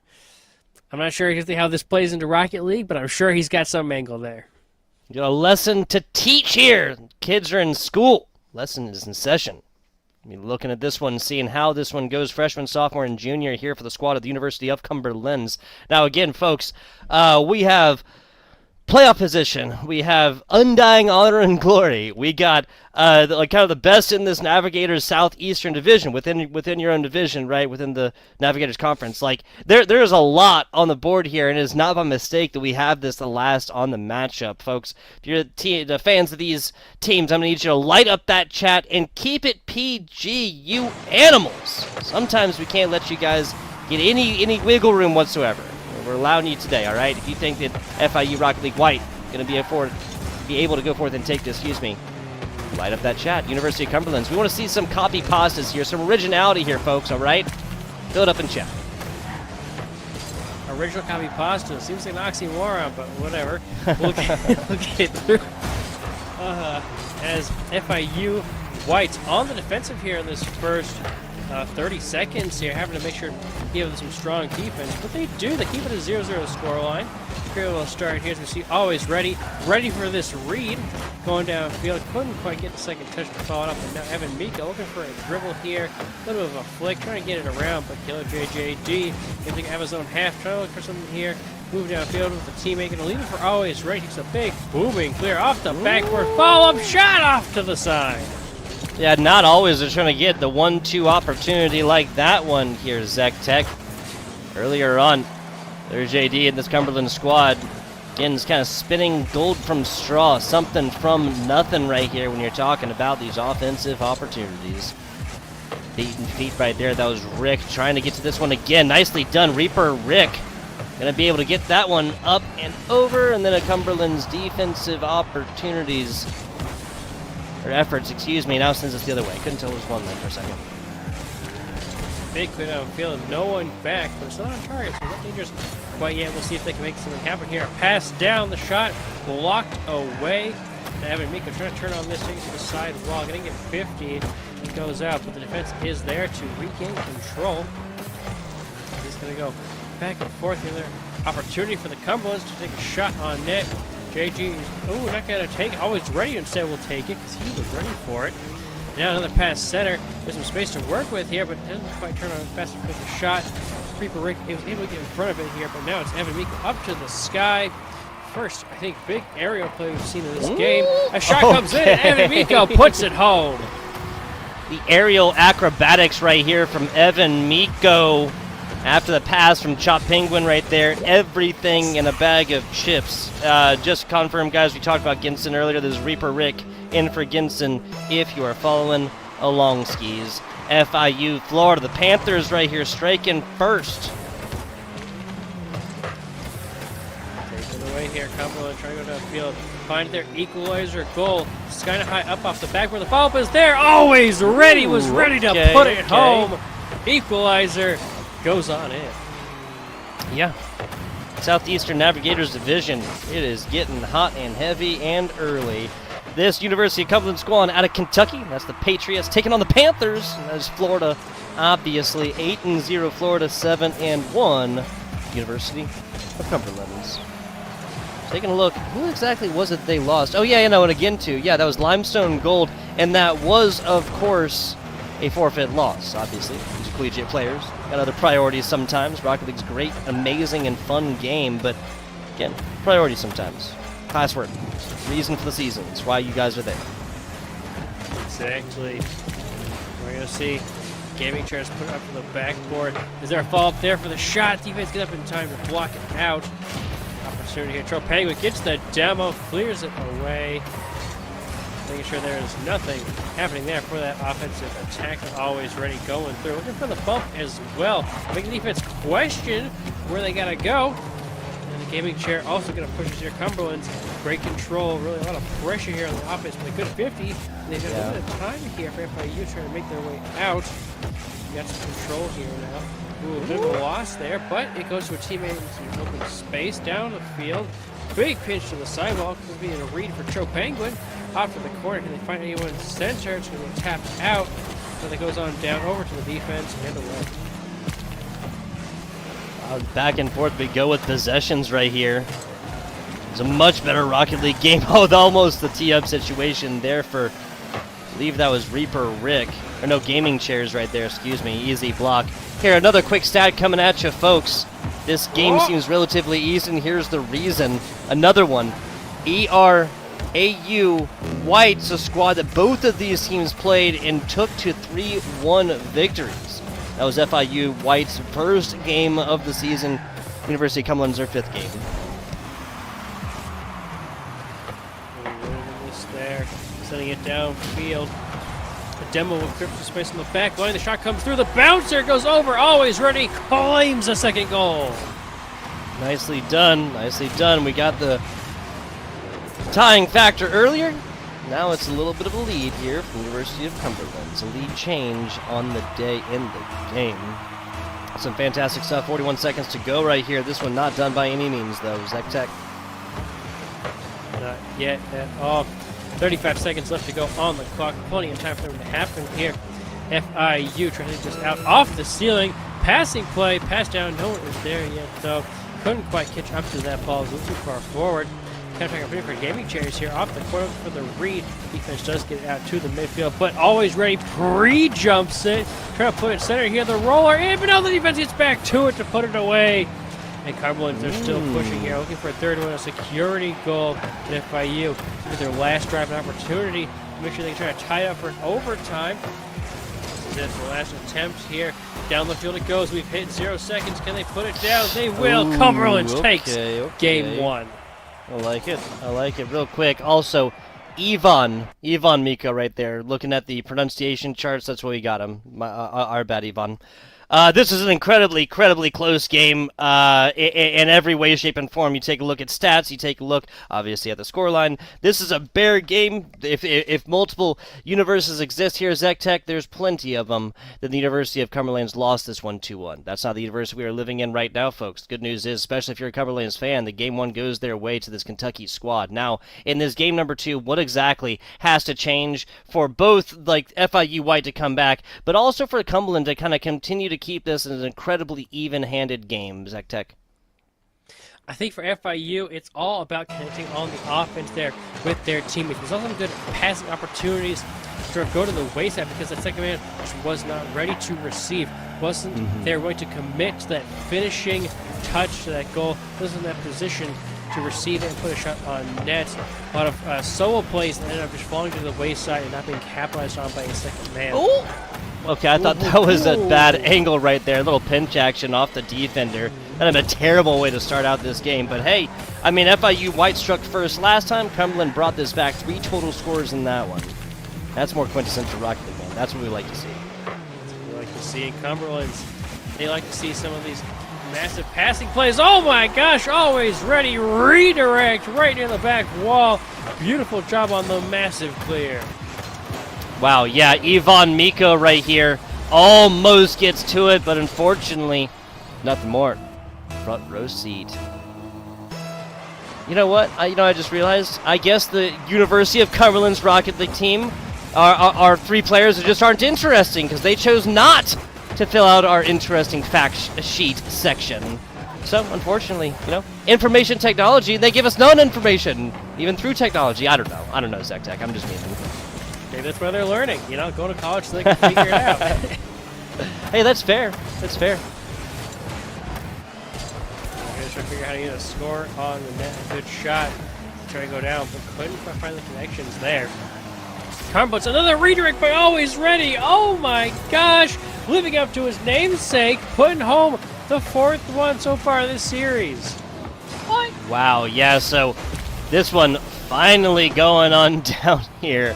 Second for Cumberland's. Now you'll notice, folks, this is the largest score difference we have seen between the 8-0 Panthers and the 7-1 Cumberland Patriots so far in this matchup. 2. Ceiling here. Try to find a read. The tap almost goes in. Zerfalk not quite. It gets skied high. Is anyone there trying to put something on net off to the side here? Reaper Rick waiting patiently. Just there. The ball's going to the right spot. Take that shot off the backboard. The follow-up is there. Cho Penguin puts it in. Yeah, score difference of 2 is going to live like a snowball in a tropical storm. That's Chop Penguin right here. Down bottom left. A fantastic job getting this one done. 3-1-7 up top. Plenty of time to go here. This is the classic 3-minute and 17-second goal. Or not goal. Drill. Dang it, I messed up a joke. That's okay. Plenty more time to create some more jokes, some more fun times here. Going for a breakaway play for FIU. Right now the pressure from Cumberland is just mounting. They like that physical play. They like just speedy back and forth passes. And they like Always Ready, being always ready for those redirects, as we've seen him do multiple times now. Speaking of, that was a great fake there from Ivan. A hit back on over. Try to get up to that one, not gonna matter. Chop Penguin 4. No boost to be spoken of. Picks up a tiny, tiny morsel of boost on the way. Can't get no feast out of that one. Halftime passed. Cumberland still up by 1. A miss there, but the second man comes around, set it up, but killer JJD up for that one as well. Trying to keep the pressure going. 2 commit. Last man's there. The shot is off to the side. Not on target. Always Ready. Trying to put it on, but it's just at the crossbar. Cleared by Ivan Miko. Up again, trying to get it off the corner, trying to find a teammate. Is the follow-up there? Almost, it's up, it's dangerous. Can the clear come through? Cumberland's putting it off to the side. And, oh no, is there a team bump? I'm not sure what's happening here. Okay, off to the side. Yeah, that was definitely a team bump and not a good look. FIU should be really, really happy that I didn't turn into another 2-score difference. That as open as it gets. I think that might have been a boost type situation. Not 100% sure. Regardless, score remains the same. Correct. Rotating out on that low boost for Miko to make something happen there. But now Cumberland's are pressing, trying to make something happen. Oh, just diving over to the side. It's Joe Penguin to save that one away. Nicely done. They say a flightless bird, but I just watched a penguin fly. 70 seconds left. That is really, really happy for FIU. That one, again, was not more centered up. They got to cover this ball up a little bit more, especially if they're going to be expecting to bring this back against Cumberland at something that's other than a mirror scoreline of our game number 1 here, Zach. Still within a minute left to go. Plenty of time, a pass over the shot, off target. Is there a follow-up? No, it goes off to the wayside. The gaming chairs puts it down at center. No follow-up though from the teammate. And so it's up to FIU to make a counter happen here. Lots of players sent downfield, but nothing came through. Out on the far side here, FIU. They have to go on defense now, is always ready, looking to find a third goal for his team. Go back to space to work with, downfield over to a teammate. Now over to the opposing team, sky high and off the backboard. Sky high off the backboard is unfortunately the FIU white song that has been sung 1,000 times over so far. A lot of times it's off the back of not having a whole lot of boost as well, and when this ball just gets lifted aloft so hot, that is so brutal right there. That is so brutal. Kentucky squad right here takes another one 2-1. This time, though, they strike first and they take it. 6 total shots for Cumberland, and that was only 3 if my caster math and caster brain was able to catch that really quickly, Zech Tech. At the end of the day, seriously, like, when you're doubling up and shots attempted right here, what that tells us as casters, folks, is that one of these teams, the team that had the double up, just has so much more time of possession that it's going to be damn near impossible for the other squad to come forth and simply put up more goals. Like, you're forcing a quantity-quality situation at that point as well, and you're literally forcing your opponents to make, like again, just spend gold out of nothing. And it's just simply going to end out with your time of possession team winning. Yeah, FIU put on the back foot here, down to their last life. They are, they got to make it happen right here, right now. And Cumberland, they're feeling good. They're playing their game. They're in their groove. They have some great passing plays, and always ready. So far, I feel like MVP on some of these redirects because those are just nasty. I don't blame FIU for not stopping those because, I wouldn't have been. Yeah, that came out of nowhere.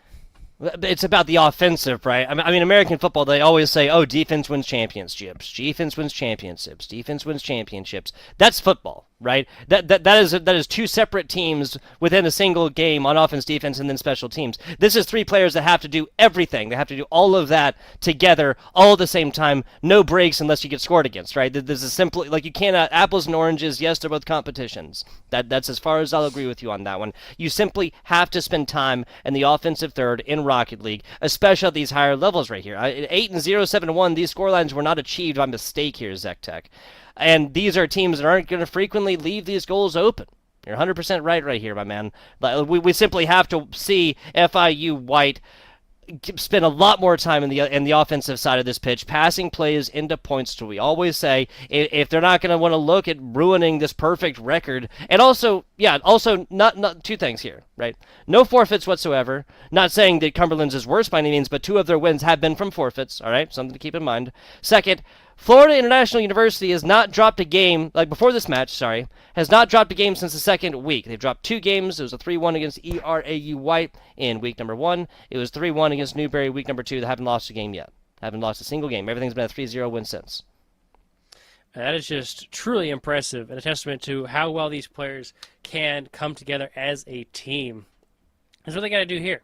They got to adapt. They got to overcome. They got to figure out how they're going to shut down Cumberland. Right now, I think that's to the midfield.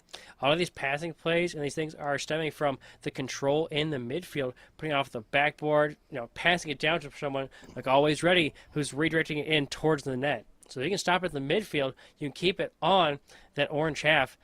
I think you're going to be sitting pretty easy. I hear you. And this is also, we were just talking about American football, right? This is the perfect example, right, of you don't want to go undefeated into the playoffs. Now, obviously, there's the last week of the regular season, but that mentality of oh my God, we have to have the perfect season, that pressure is just so frequently so much. Now, Florida International University has been popping off, but the simple fact remains, they have lost today in the past what, 15 minutes or so, okay, guys? They have lost today the same amount of games they have the entire NECC season. Same amount of games. 2 games lost here on the day, 2 games total across weeks 1 and 2. I hope to God we're not watching a breakdown right here. That's all I'm saying, Zech Tech. Even FAU, or excuse me, even Cumberland's, their loss was to a forfeit, right? So there hasn't been a team that has beaten them, if that makes sense. There has been only 5 games that they played, given their forfeit loss, 2 forfeit wins. So that's kind of like the stage is being set coming on here into this game number 3. Just wanted to, a bunch of things to just kind of pay attention to, right? As we head into a game 3, they could be the last game, right? Cumberland takes this, that's it, that's over with. This Kentucky squad has done it. The Patriots would reign supreme. Talking about American football, right? Yes, No more. It's up to car soccer now. We go, and starting off the offense is FIU. Shot on net. They'll start to score. Ivan Miko puts it in. Okay. There you go. Ivan Miko, love to see it. This is the same amount of scores that FIU White put an entire 5 minutes for Rocket League in Game 1 as well as Game 2. Getting this one in decently early is a fantastic thing to have done. We're looking at 14 seconds in. That's like not the fastest, like speed-wise, but the quickest, like least amount of time from kickoff to goal we've seen at least in this matchup. Okay, that's the second. Goodness. Reaper Rick gonna be out here culling souls. 104 kilometers per hour. That's like 70 meters, 70 miles. And on the 3-man passing play, beautiful job. FIU, they could be in the team. They figured it out. They're like, all right, you take 2 games. We'll take 3. Let's go. Bring it. I love it. I love it. Extra Rocket League. I mean, I don't want to say I don't want to jinx it and say we're guaranteed it, but again, this is a darn good start. How about that, folks? 30 seconds into this one, up by 2. Fantastic opportunity. Again, we have only seen a score difference of 2 so far in this series, and that was, again, like 25 seconds in, okay, folks? I mean, that's how you want to start off, though. You start off strong, is, you go down 2 games, not feeling good. You got to really change it up, boost the mentality. And first 2 goals, game number 3, that's a great way to start it off. 100% agreed. A little pinch play attempted off the ground. Ivan Miko, always ready. Pass play over. That's just a little bit too high, though. That is a decent job from Gaming Chairs, kind of putting a seat to this ball, at least letting this one end out across the middle. Ivan Miko gets this one taken away. Always ready, kind of proving that name. Immediately snapping to Ivan Miko. Almost going to get demoed right there. Narrowly avoids it and gets plays onto this ball. Fantastic opportunity, or fantastic performance so far here in game 3. A good catch by Tro Penguin now. Taken to the sky, throwing it downfield. Is there anyone to follow up? Not quite. They do leave it for the defense to recontain, but staying on top of it, contain some pressure here. But now, JJD able to go downfield, take it down. And FIU, got to hold on here, clear it away.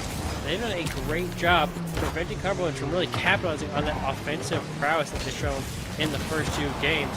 Really making sure they shut down these plays, get some good bumps, and close out the passing plays. Good bumps, good demos, physical play, and passes into points, folks. That is the name of the game. Killer JD, a name we haven't heard too much from. That's going to be a Cumberland strike back right now. Fantastic job. This comes off the back of the demo as well. Almost actually blocked way at the corner there. Inopportune. That demo opens up, cuts down the lead for 2-1 for FIU. That security and extra goal was real nice because they still got that lead. They're not trying to scramble to score another goal. They can still win it with this, maintaining this scoreline. And they want to try to, sort of widen this gap as much as possible. But they are still sitting in a comfortable spot. A little bit past halftime now. Bounces off, always ready, hits this one down bottom. Was that a duo demo? Was that 2 players meeting in the middle? Sparks fly to get the demo? I do believe so. Yeah. Huh. Not something you see every day. No, it is not. And these, both teams, that physical play can really open up the field, break down the opponent's rotations in a way that is just so beneficial to your offense and driving towards a goal here. The opportunity goes in, trying to go for the roller, doesn't quite make it. Pressure still to be able to now cleared away by Cumberland. FIU trying to make something happen here. It's going to clear it up and away. It's still dangerous, though. Can they clear it out? No. Killer JJD punishes the awkwardness and ties it up. Yeah, Cumberland right here. It might have been too early ones, the double shot there for FIU White early, but now we got tied game. It's 3 total scores in game 1 and game 2. We're guaranteed at least 5 here, but with 100 seconds left, something tells me, Zach Tech, that 2-2 is not going to end in regulation. Oh! Either Okay, one. sorry, I thought Shot. that was it. Sorry. Screamer on net, but 2 defenders, they're able to pitch it away. Good job is moving for interception there. FIU trying to press here, not letting Cumberland's have a comfortable possession, but up into the sky, it's there. Defense can't stop it. Killer JJD, the hat trick in game 3. It's a bad man right there. My goodness. My goodness. Always ready with the pass as well. Jonathan Jackson with a fantastic shot from the freshman in middle school. It's UKC on, or the pass, excuse me, Killer JD, sophomore. Gonna be that in IT sophomore, excuse me. 65 seconds left at this. FIU White now finds themselves in a position they haven't in about 4 minutes. That's behind. Trying to pressure here. They've had some good opportunities, but Cumberland's able to take the pass, take it away. The flip reset coming out, couldn't put it on target. So that's another thing that FIU knows is in the Cumberland's arsenal that they can, try to pull out. And something that they have to worry about here. Even if this goes Cumberland down, like in 3, I'm going to say this is the most hotly contested series we have seen. These first 3 games we have seen so far on broadcast on the day. 20 seconds to go here.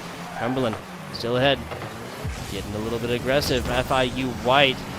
Got to bring this one out. That's not a clear at all. This is just going to set it up. Gaming Chairs comes out to it. Nice bouncer. Just immediately met with it. That's going to be Killer JD trying to cut the head off right here. Reaper Rick! That's going to be enough! Cumberland has done it in 3 and finally stretching this score difference to 2.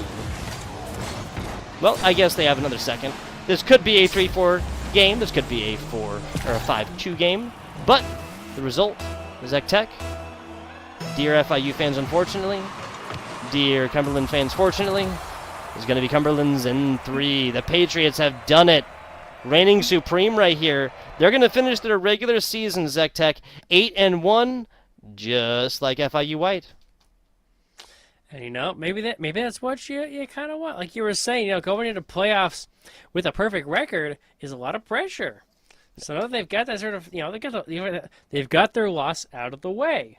Exactly. That is literally like the line of thinking, of logic, or whatever that has been employed by the NFL, NCAA for decades now, right? And while again, massively different competitions, I think that the mental factor there kind of holds true from competition to competition, especially when the spotlights are on, like they're on stream here today.